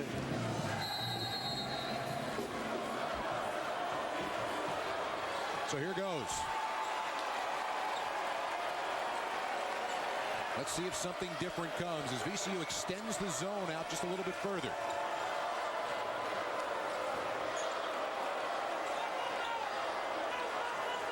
Playing 4 out, 1 in right now. Hancock got to the rim. Pearson got the rebound, and the putback won't go, but he's going to go to the free throw line. I wouldn't be a bit surprised if Coach Larinaga doesn't use Luke Hancock both outside and at the high post area. He is such a control player that he can drive the ball to the basket under complete control like he does right here.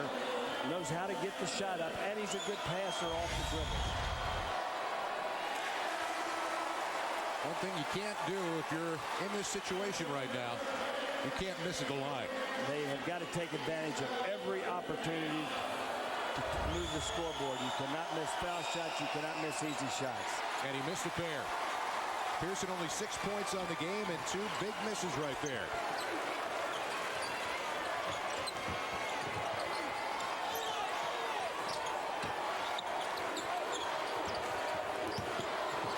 Pass inside, knocked away by Paris Bennett. So 20 left on the timer, and VCU the inbound.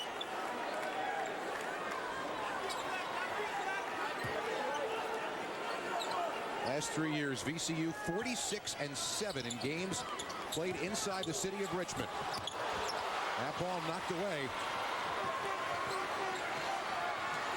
Another opportunity now for the Patriots.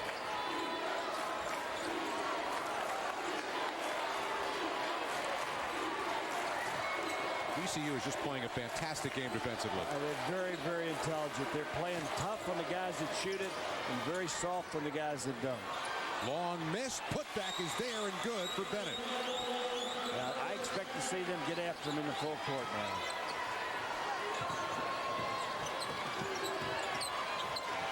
now. VCU breaks the pressure with ease.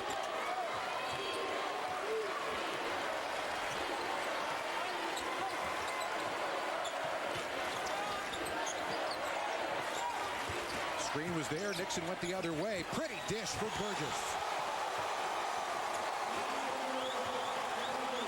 Great penetration, great vision, great pass, great finish. And a very complete game being played by VCU here. Under 7 to go now. Pearson on the roll. And he got the contact from Skeen that's going to send him to the free throw line when we come back. Skeen picks up his second, but right now his team still on top by double digits from pretty plays like this here in the second half. 4 seed leading George Mason, the number 1 seed by 13 with under 7 minutes left to play. And although George Mason has shot 48% for the game, when they've needed big shots to try to close the gap, they just haven't fallen. Yeah, they've become very frustrated offensively. They've hurried shots.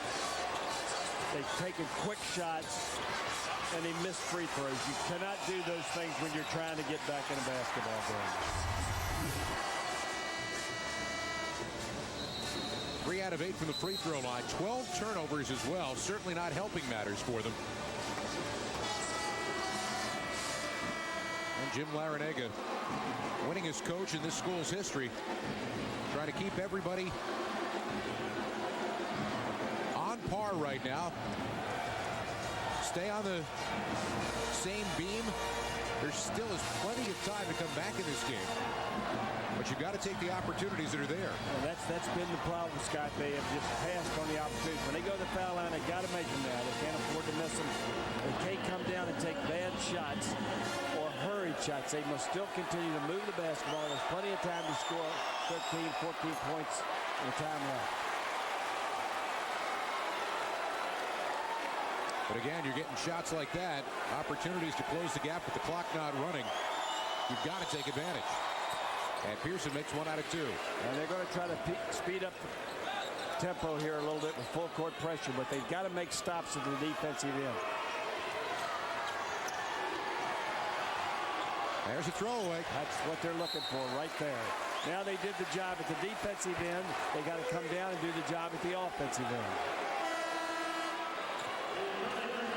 Shaka Smart's team has done a pretty good job of taking care of the basketball in this game.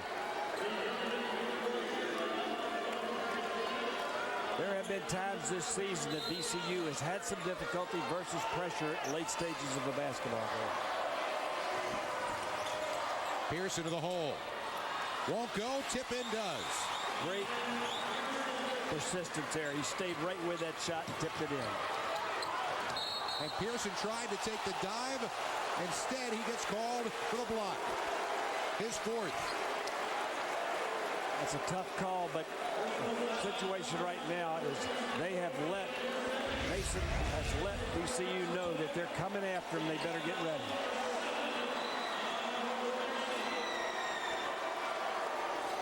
Bang, bang call, but Pearson was not set. That also puts Mason up over the limit.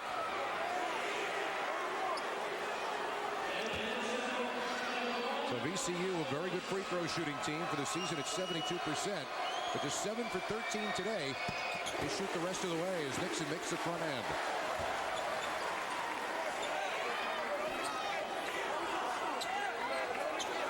The young coach who's done a heck of a job with his team. He certainly has.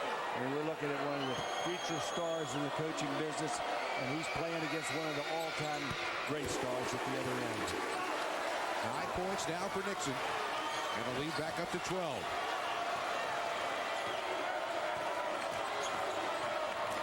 Cam Long straight to the hole. Pearson got a rebound. Putback won't go. Tip won't go. My goodness, there's a lid on the basket. Finally goes in for Tate. There's not a quit in this team. I'll tell you, they stayed after that like real troopers. And Tate's going to get called for the foul, trying to force the action. They're trying to plant a seed here very quickly that VCU's going to have to be strong with that basketball. 1, 2, 3, 4, 5, 6, 7. I'll tell you what, 7 offensive rebounds in 1 possession. That's unbelievable.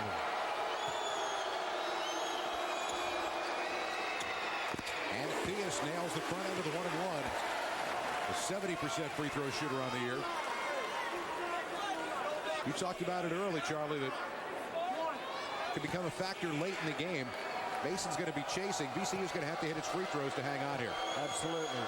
And Mason is trying to set a mindset for VCU that you better be strong with the basketball, which kind of sometimes can change the tempo of your game when you get too careful. So DJ Haley checking back in as Theus will take a seat.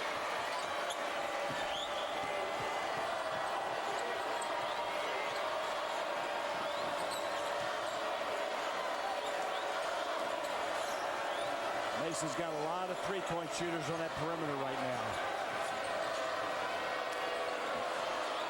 Tate missed it badly. Great save by Vaughns. And the other 3 won't go from Long. Rodriguez. Great job of just dribbling straight through pressure. They're really trying to deny Rodriguez the basketball right now. That's who VCU wants it in his hand. He's a good free throw shooter. He usually takes tremendous care of the basketball. And on the look to Haley, it's flicked away at the last moment by Long. 8 left on the shot clock.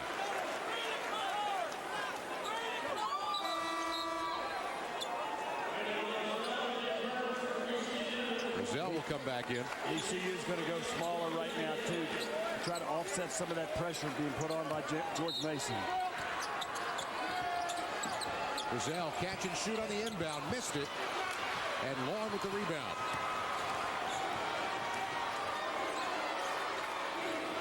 Pearson was calling for it, took it, and got hammered on the way into the basket by Rodriguez. He'll go back to the free throw line. They've got to convert these free throws. You cannot afford. This is normally a very good free throw shooting team. Great power, good team help. He wasn't going to let him get this shot up. That's good basketball.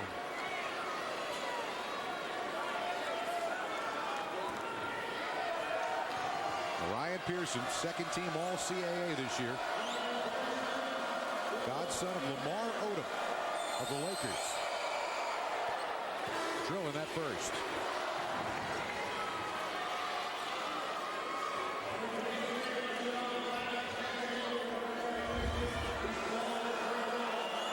See the struggles he's had at the free throw line here today.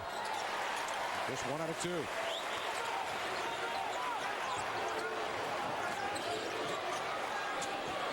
Long pass up ahead. Oh, what a play by Skeen.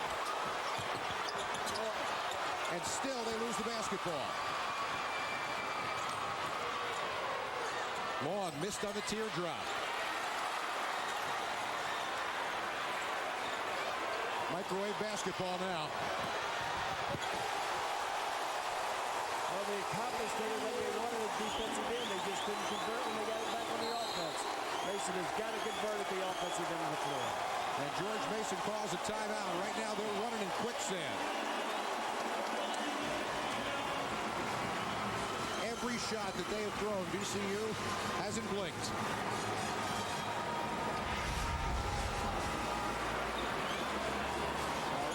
This is what you have to do against that scrambling press. You got to take advantage of the fact they give you open looks underneath the basket. VCU has played an almost perfect basketball game tonight. But they still have 4 minutes and 34 seconds to play. They've got to continue to take care of the ball.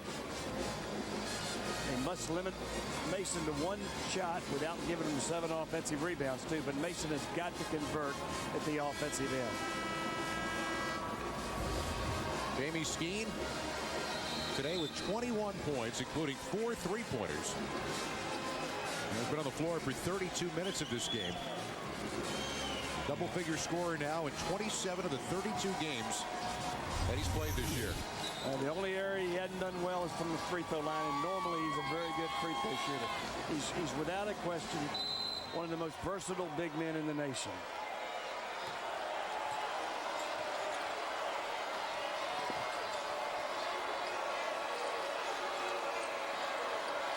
Zone again. And Vaughn, who loves that shot, hit it again. Bertrell Vaughn's hitting another 3.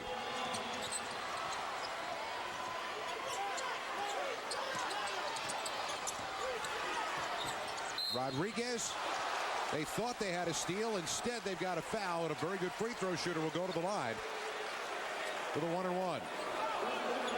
We can't overemphasize the importance of speed in this game. And VCU has tremendous speeds.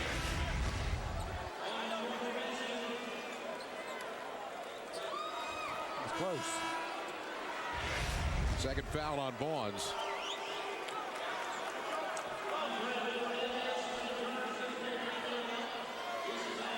As Bennett will take a seat.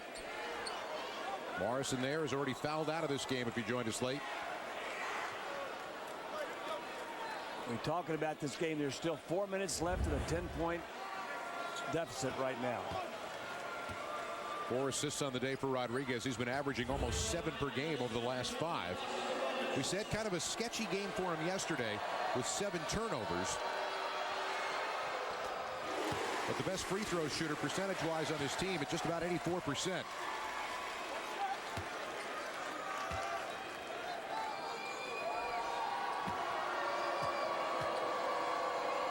VCU started this game struggling a little bit from the line. They've now hit 10 straight free throws for Shaka Smart. A good move by Shaka Smart. He's going to give Joey Rodriguez a little break because they're going to need him down the stretch to handle the basketball, distribute the basketball, and to make his free throws.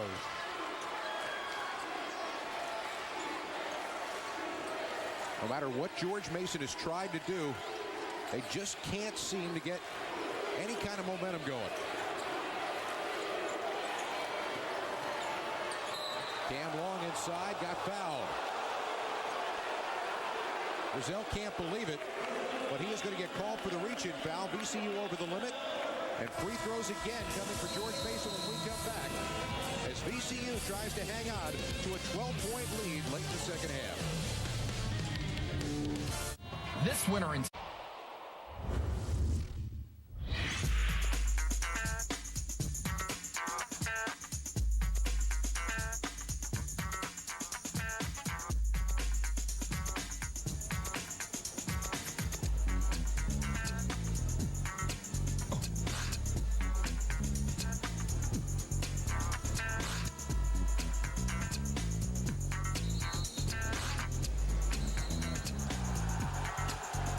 3:49 to go.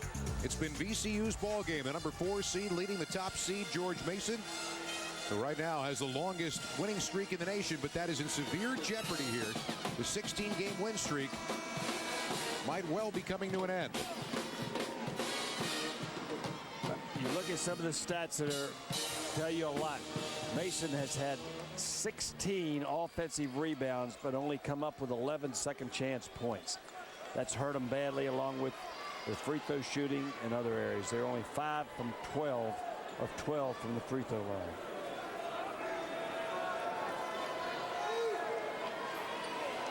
Both teams up over the limit now. I think they got a wet spot on the floor that they're trying to get dried off before. Or perhaps it's not a wet spot. Could be blood, I guess. And they're trying to That's exactly what I'm guessing it is.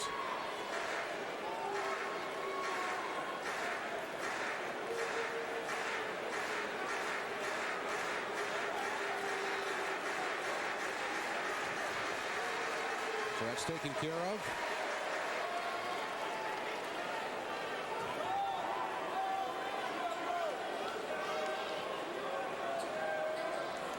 They're trying to make sure that it's not wet anymore now from the spray that was put out there. So we said it was going to be a war, and that's what it's been. The blood is all over the floor out there. Cam Long has tried to keep his team in this game. He's got 17 points on 7 out of 17 shooting from the floor.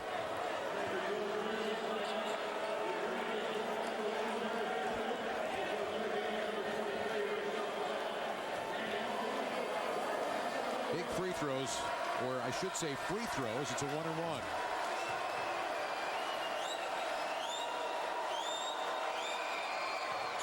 We're talking about 70% or better shooters that George Mason is, and they have been a total of 5 for 13 tonight from the free throw line.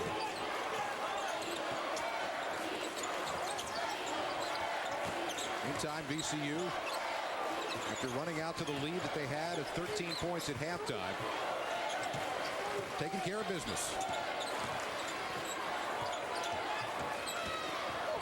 Rodriguez came wide open, missed it. And off the offensive rebound, they still can't get it to fall. Fight for the ball, Rodriguez again. He's got 9. The last 3 minutes of a basketball game are his favorite times. I've seen him make more big shots, more big steals, more big passes in the last 3 minutes than most players in the nation. That's the last timeout available to George Mason, now down 14. And a smile from Rodriguez, just sticking with it.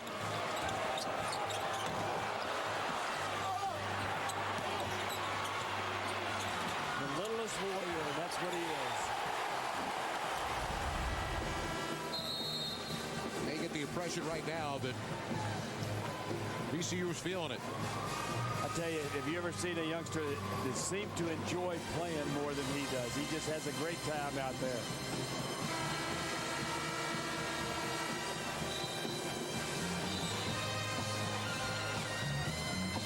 Funny to get excited about if you're wearing black and gold.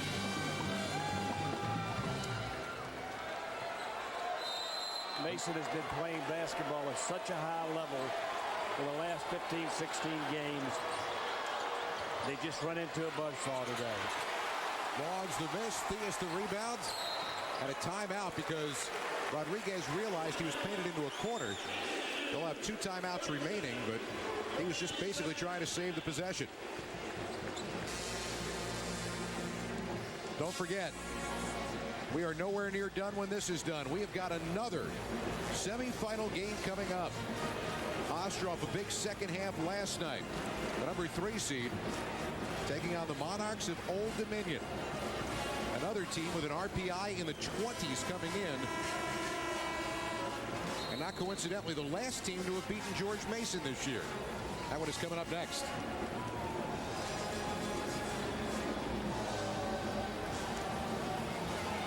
Yeah, feeling everybody wearing black and gold is ready for one more trip back to this building tomorrow night. VCU really came to play from the get-go early tonight. They made some adjustments to their game. They went away from their full court pressure to some degree, played that sagging zone, and it really created some problems for George Mason. And Burgess breaking the pressure. Pearson wanted a trap. Nobody came to help him. And Vaughn's called for his third foul at the 2:44 mark. There's a lot of ways to try to win basketball games, but building a lead, taking care of the ball, and making your free throws is certainly a classic way, and that's exactly what VCU is doing. Well, they've kept the game pretty basic tonight in what they've done. Of course, they made threes just unbelievably, but they played solid defense. They sagged a lot in their zone, took the three away from the shooters, but sagged back in, so they took a lot of post play away. And it's been a great plan for the game tonight. They've been very successful. And that's their first miss in their last 11 free throw attempts. You and I talked about this many times the last couple of days. These last few minutes of the ball game, if you're going to win basketball games, tournament games, you're going to have to make free throws, and they have done that tonight.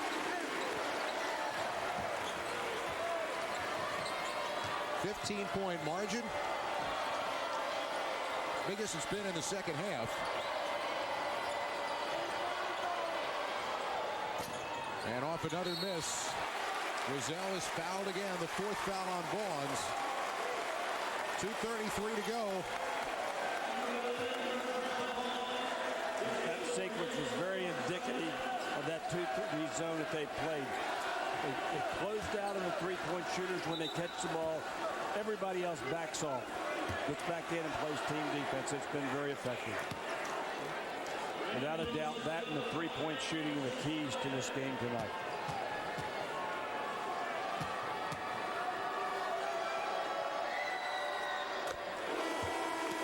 Roselle will get one more try as the lead just builds. Brian Allen, a freshman from Upper Marlboro, Maryland, checks in.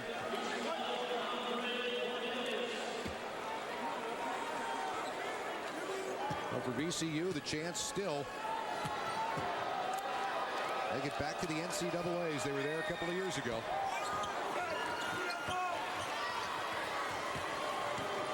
For Andre Cornelius and company. They got a long shot from Cam Long. Buries the three, back to within 13. Cam Long with 20 points today, but Roselle fouled again. We'll go back to the free throw line. And for George Mason, a team that we talked about with regard to their RPI, you know, they are as in as you could possibly be into the NCAA tournament. For a team with that RPI, it's going to be a long week as they wait for Selection Sunday next weekend to find out what their NCAA fate is. Well, it would be a travesty if they don't make it. As far as I'm concerned, they're in, and that's the way it should be. We talked about the strength of this conference. 6 teams in the CAA with 20 or more wins. Only one other conference in America, the Big East, has that, and they're talking about 11 bids in that conference. So, 9 points now for Roselle. You saw the free throw numbers, but VCU, after starting 3 for their first 9, has gotten significantly better.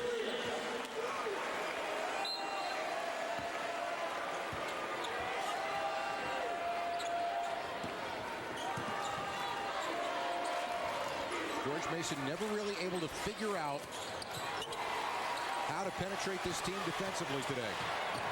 And they throw it away on a break. Cam Long again. Won't go again. That's a nice move by the freshman. Certainly is. Beautiful move in there. They call a timeout. They don't have one. Oh, the officials stopped play because of a spot on the floor.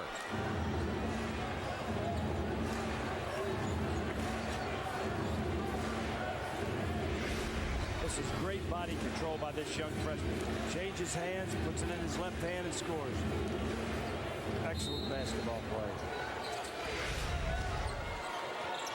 Under 2 minutes to play. They're certainly not giving up on this one. They're playing for Jim Larinaga. They're not going to give up, that's for sure.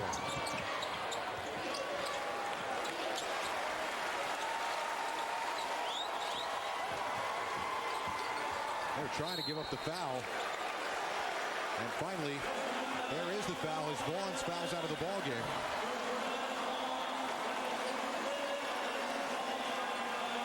You see the importance of that little rest that Shaka Smart gave Rodriguez, as they know he's going to handle the ball down the stretch, as he's their free throw shooter.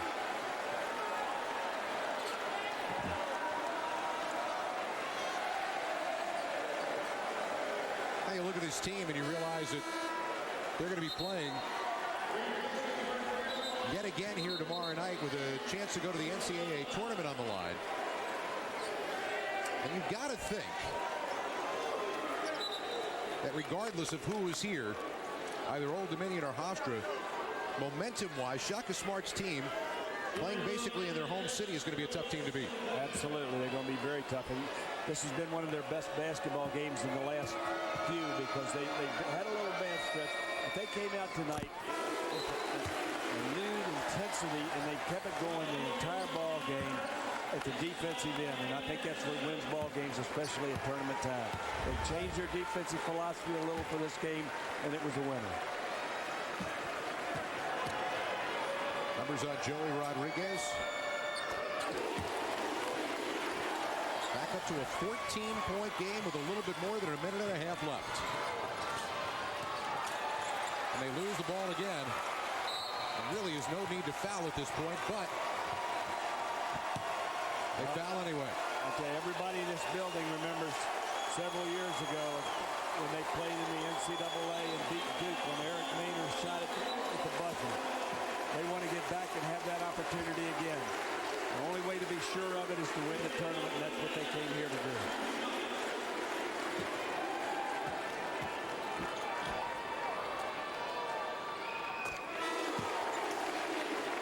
And Rodriguez just put the cherry on top of the sundae.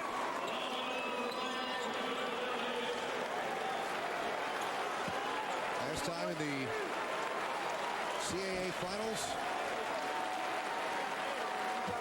the championship, 2009, went on to the NCAAs.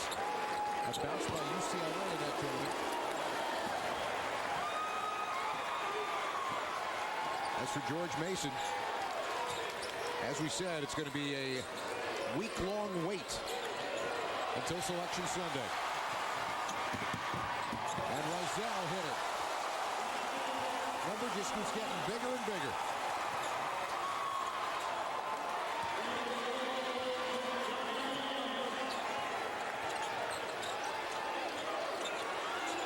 Again, there really is no reason at this point to foul. I don't think Shaka Smart wants his guys going at that basket right now. They got to play another game tomorrow night. They don't want to take any chance to injure themselves.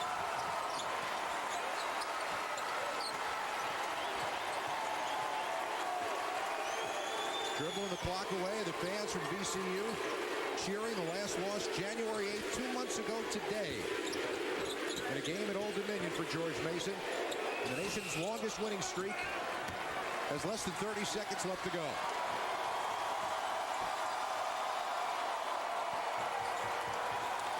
That kind of day for George Mason. And that kind of day for VCU as the stands just bubble over right now. And the fans wearing black and gold rise up in a salute.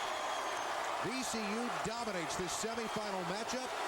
They end the nation's longest winning streak at 16 games, and the Rams will play for the CAA championship tomorrow night. Great effort by Shaka Smart's team. They've had some rough spells this year, but they came back and played today. The three-point shooting and the zone defense was the key to this basketball game. And their ability, once they had the lead, to run with the lead. Just that old saying, speed kills, and they got as good a speed as anybody in the nation. So Shaka Smart watches his team now playing one more time tomorrow night here. They will play at 7 o'clock for the championship against the winner of our next game. Old Dominion and Hofstra still to come. Either way, you're talking about a championship game that's going to have a lot of electricity.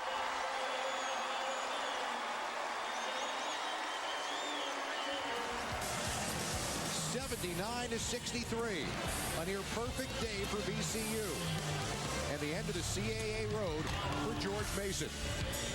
We've got a lot more to come, including a conversation with the winners at the end of Game 1 of our semifinal Sunday doubleheader. Number 4 knocks off number 1 by 16. Back with our post-game and in-between game activity in just a moment. Welcome back. Semifinal game number 1 in the books, and VCU knocks off George Mason 79-63, the final score. Welcome back inside the Richmond Coliseum. Mike Corey courtside with the victorious VCU Rams and 2 of the players of the game. Joey Rodriguez, first, congratulations, 13 points. The floor general, as you always are for this team. Take us through this win this afternoon. Yeah, it definitely started on the defensive end. We came out with a lot of energy. We needed that win to keep our road to the NCAA tournament on, so it was just a great win. How about getting everybody involved as you always do? You have so many playmakers on this team, and it's your job to make sure you find them, and also for yourself to score when you have the opportunity. Yeah, these guys made shots tonight, and that's big for us. We struggled with that sometimes this year, and tonight they were hitting their shots, and it's just a great win. I mean, you guys lost 4 out of your last 5 of the regular season coming in. Now all of a sudden it looks like a totally different team. Maybe the old VCU is back, right? Yes, sir. We knew coming into this week that we had to bring that old team back, and it starts with this guy right here and our seniors, and we just keep it going. Joey, congratulations. Good luck in the championship tomorrow night. Thanks a lot.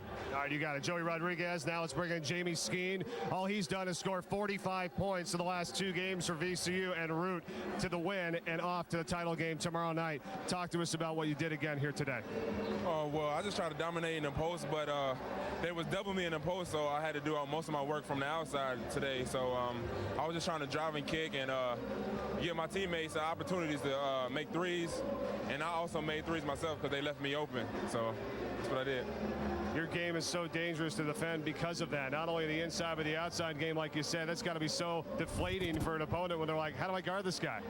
Well, I don't know how to guard myself, but, I'm just trying to make it hard for the opponents to guard me. So, I don't know how they feel, but I'm feeling good right now. This crowd behind you from yesterday to today, obviously you're right down the street here, so this place is just rocking. How much of that was an influence in today's win?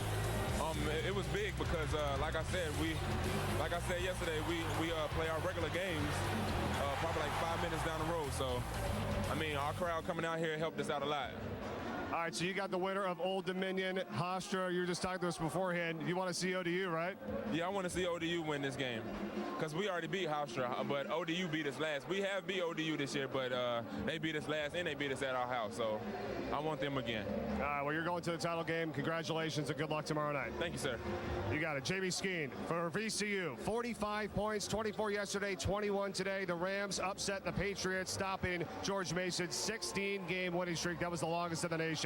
We've got one more semifinal game still to come. We'll come back. A lot more of the intermission between those 2 games, and we return to the Richmond Coliseum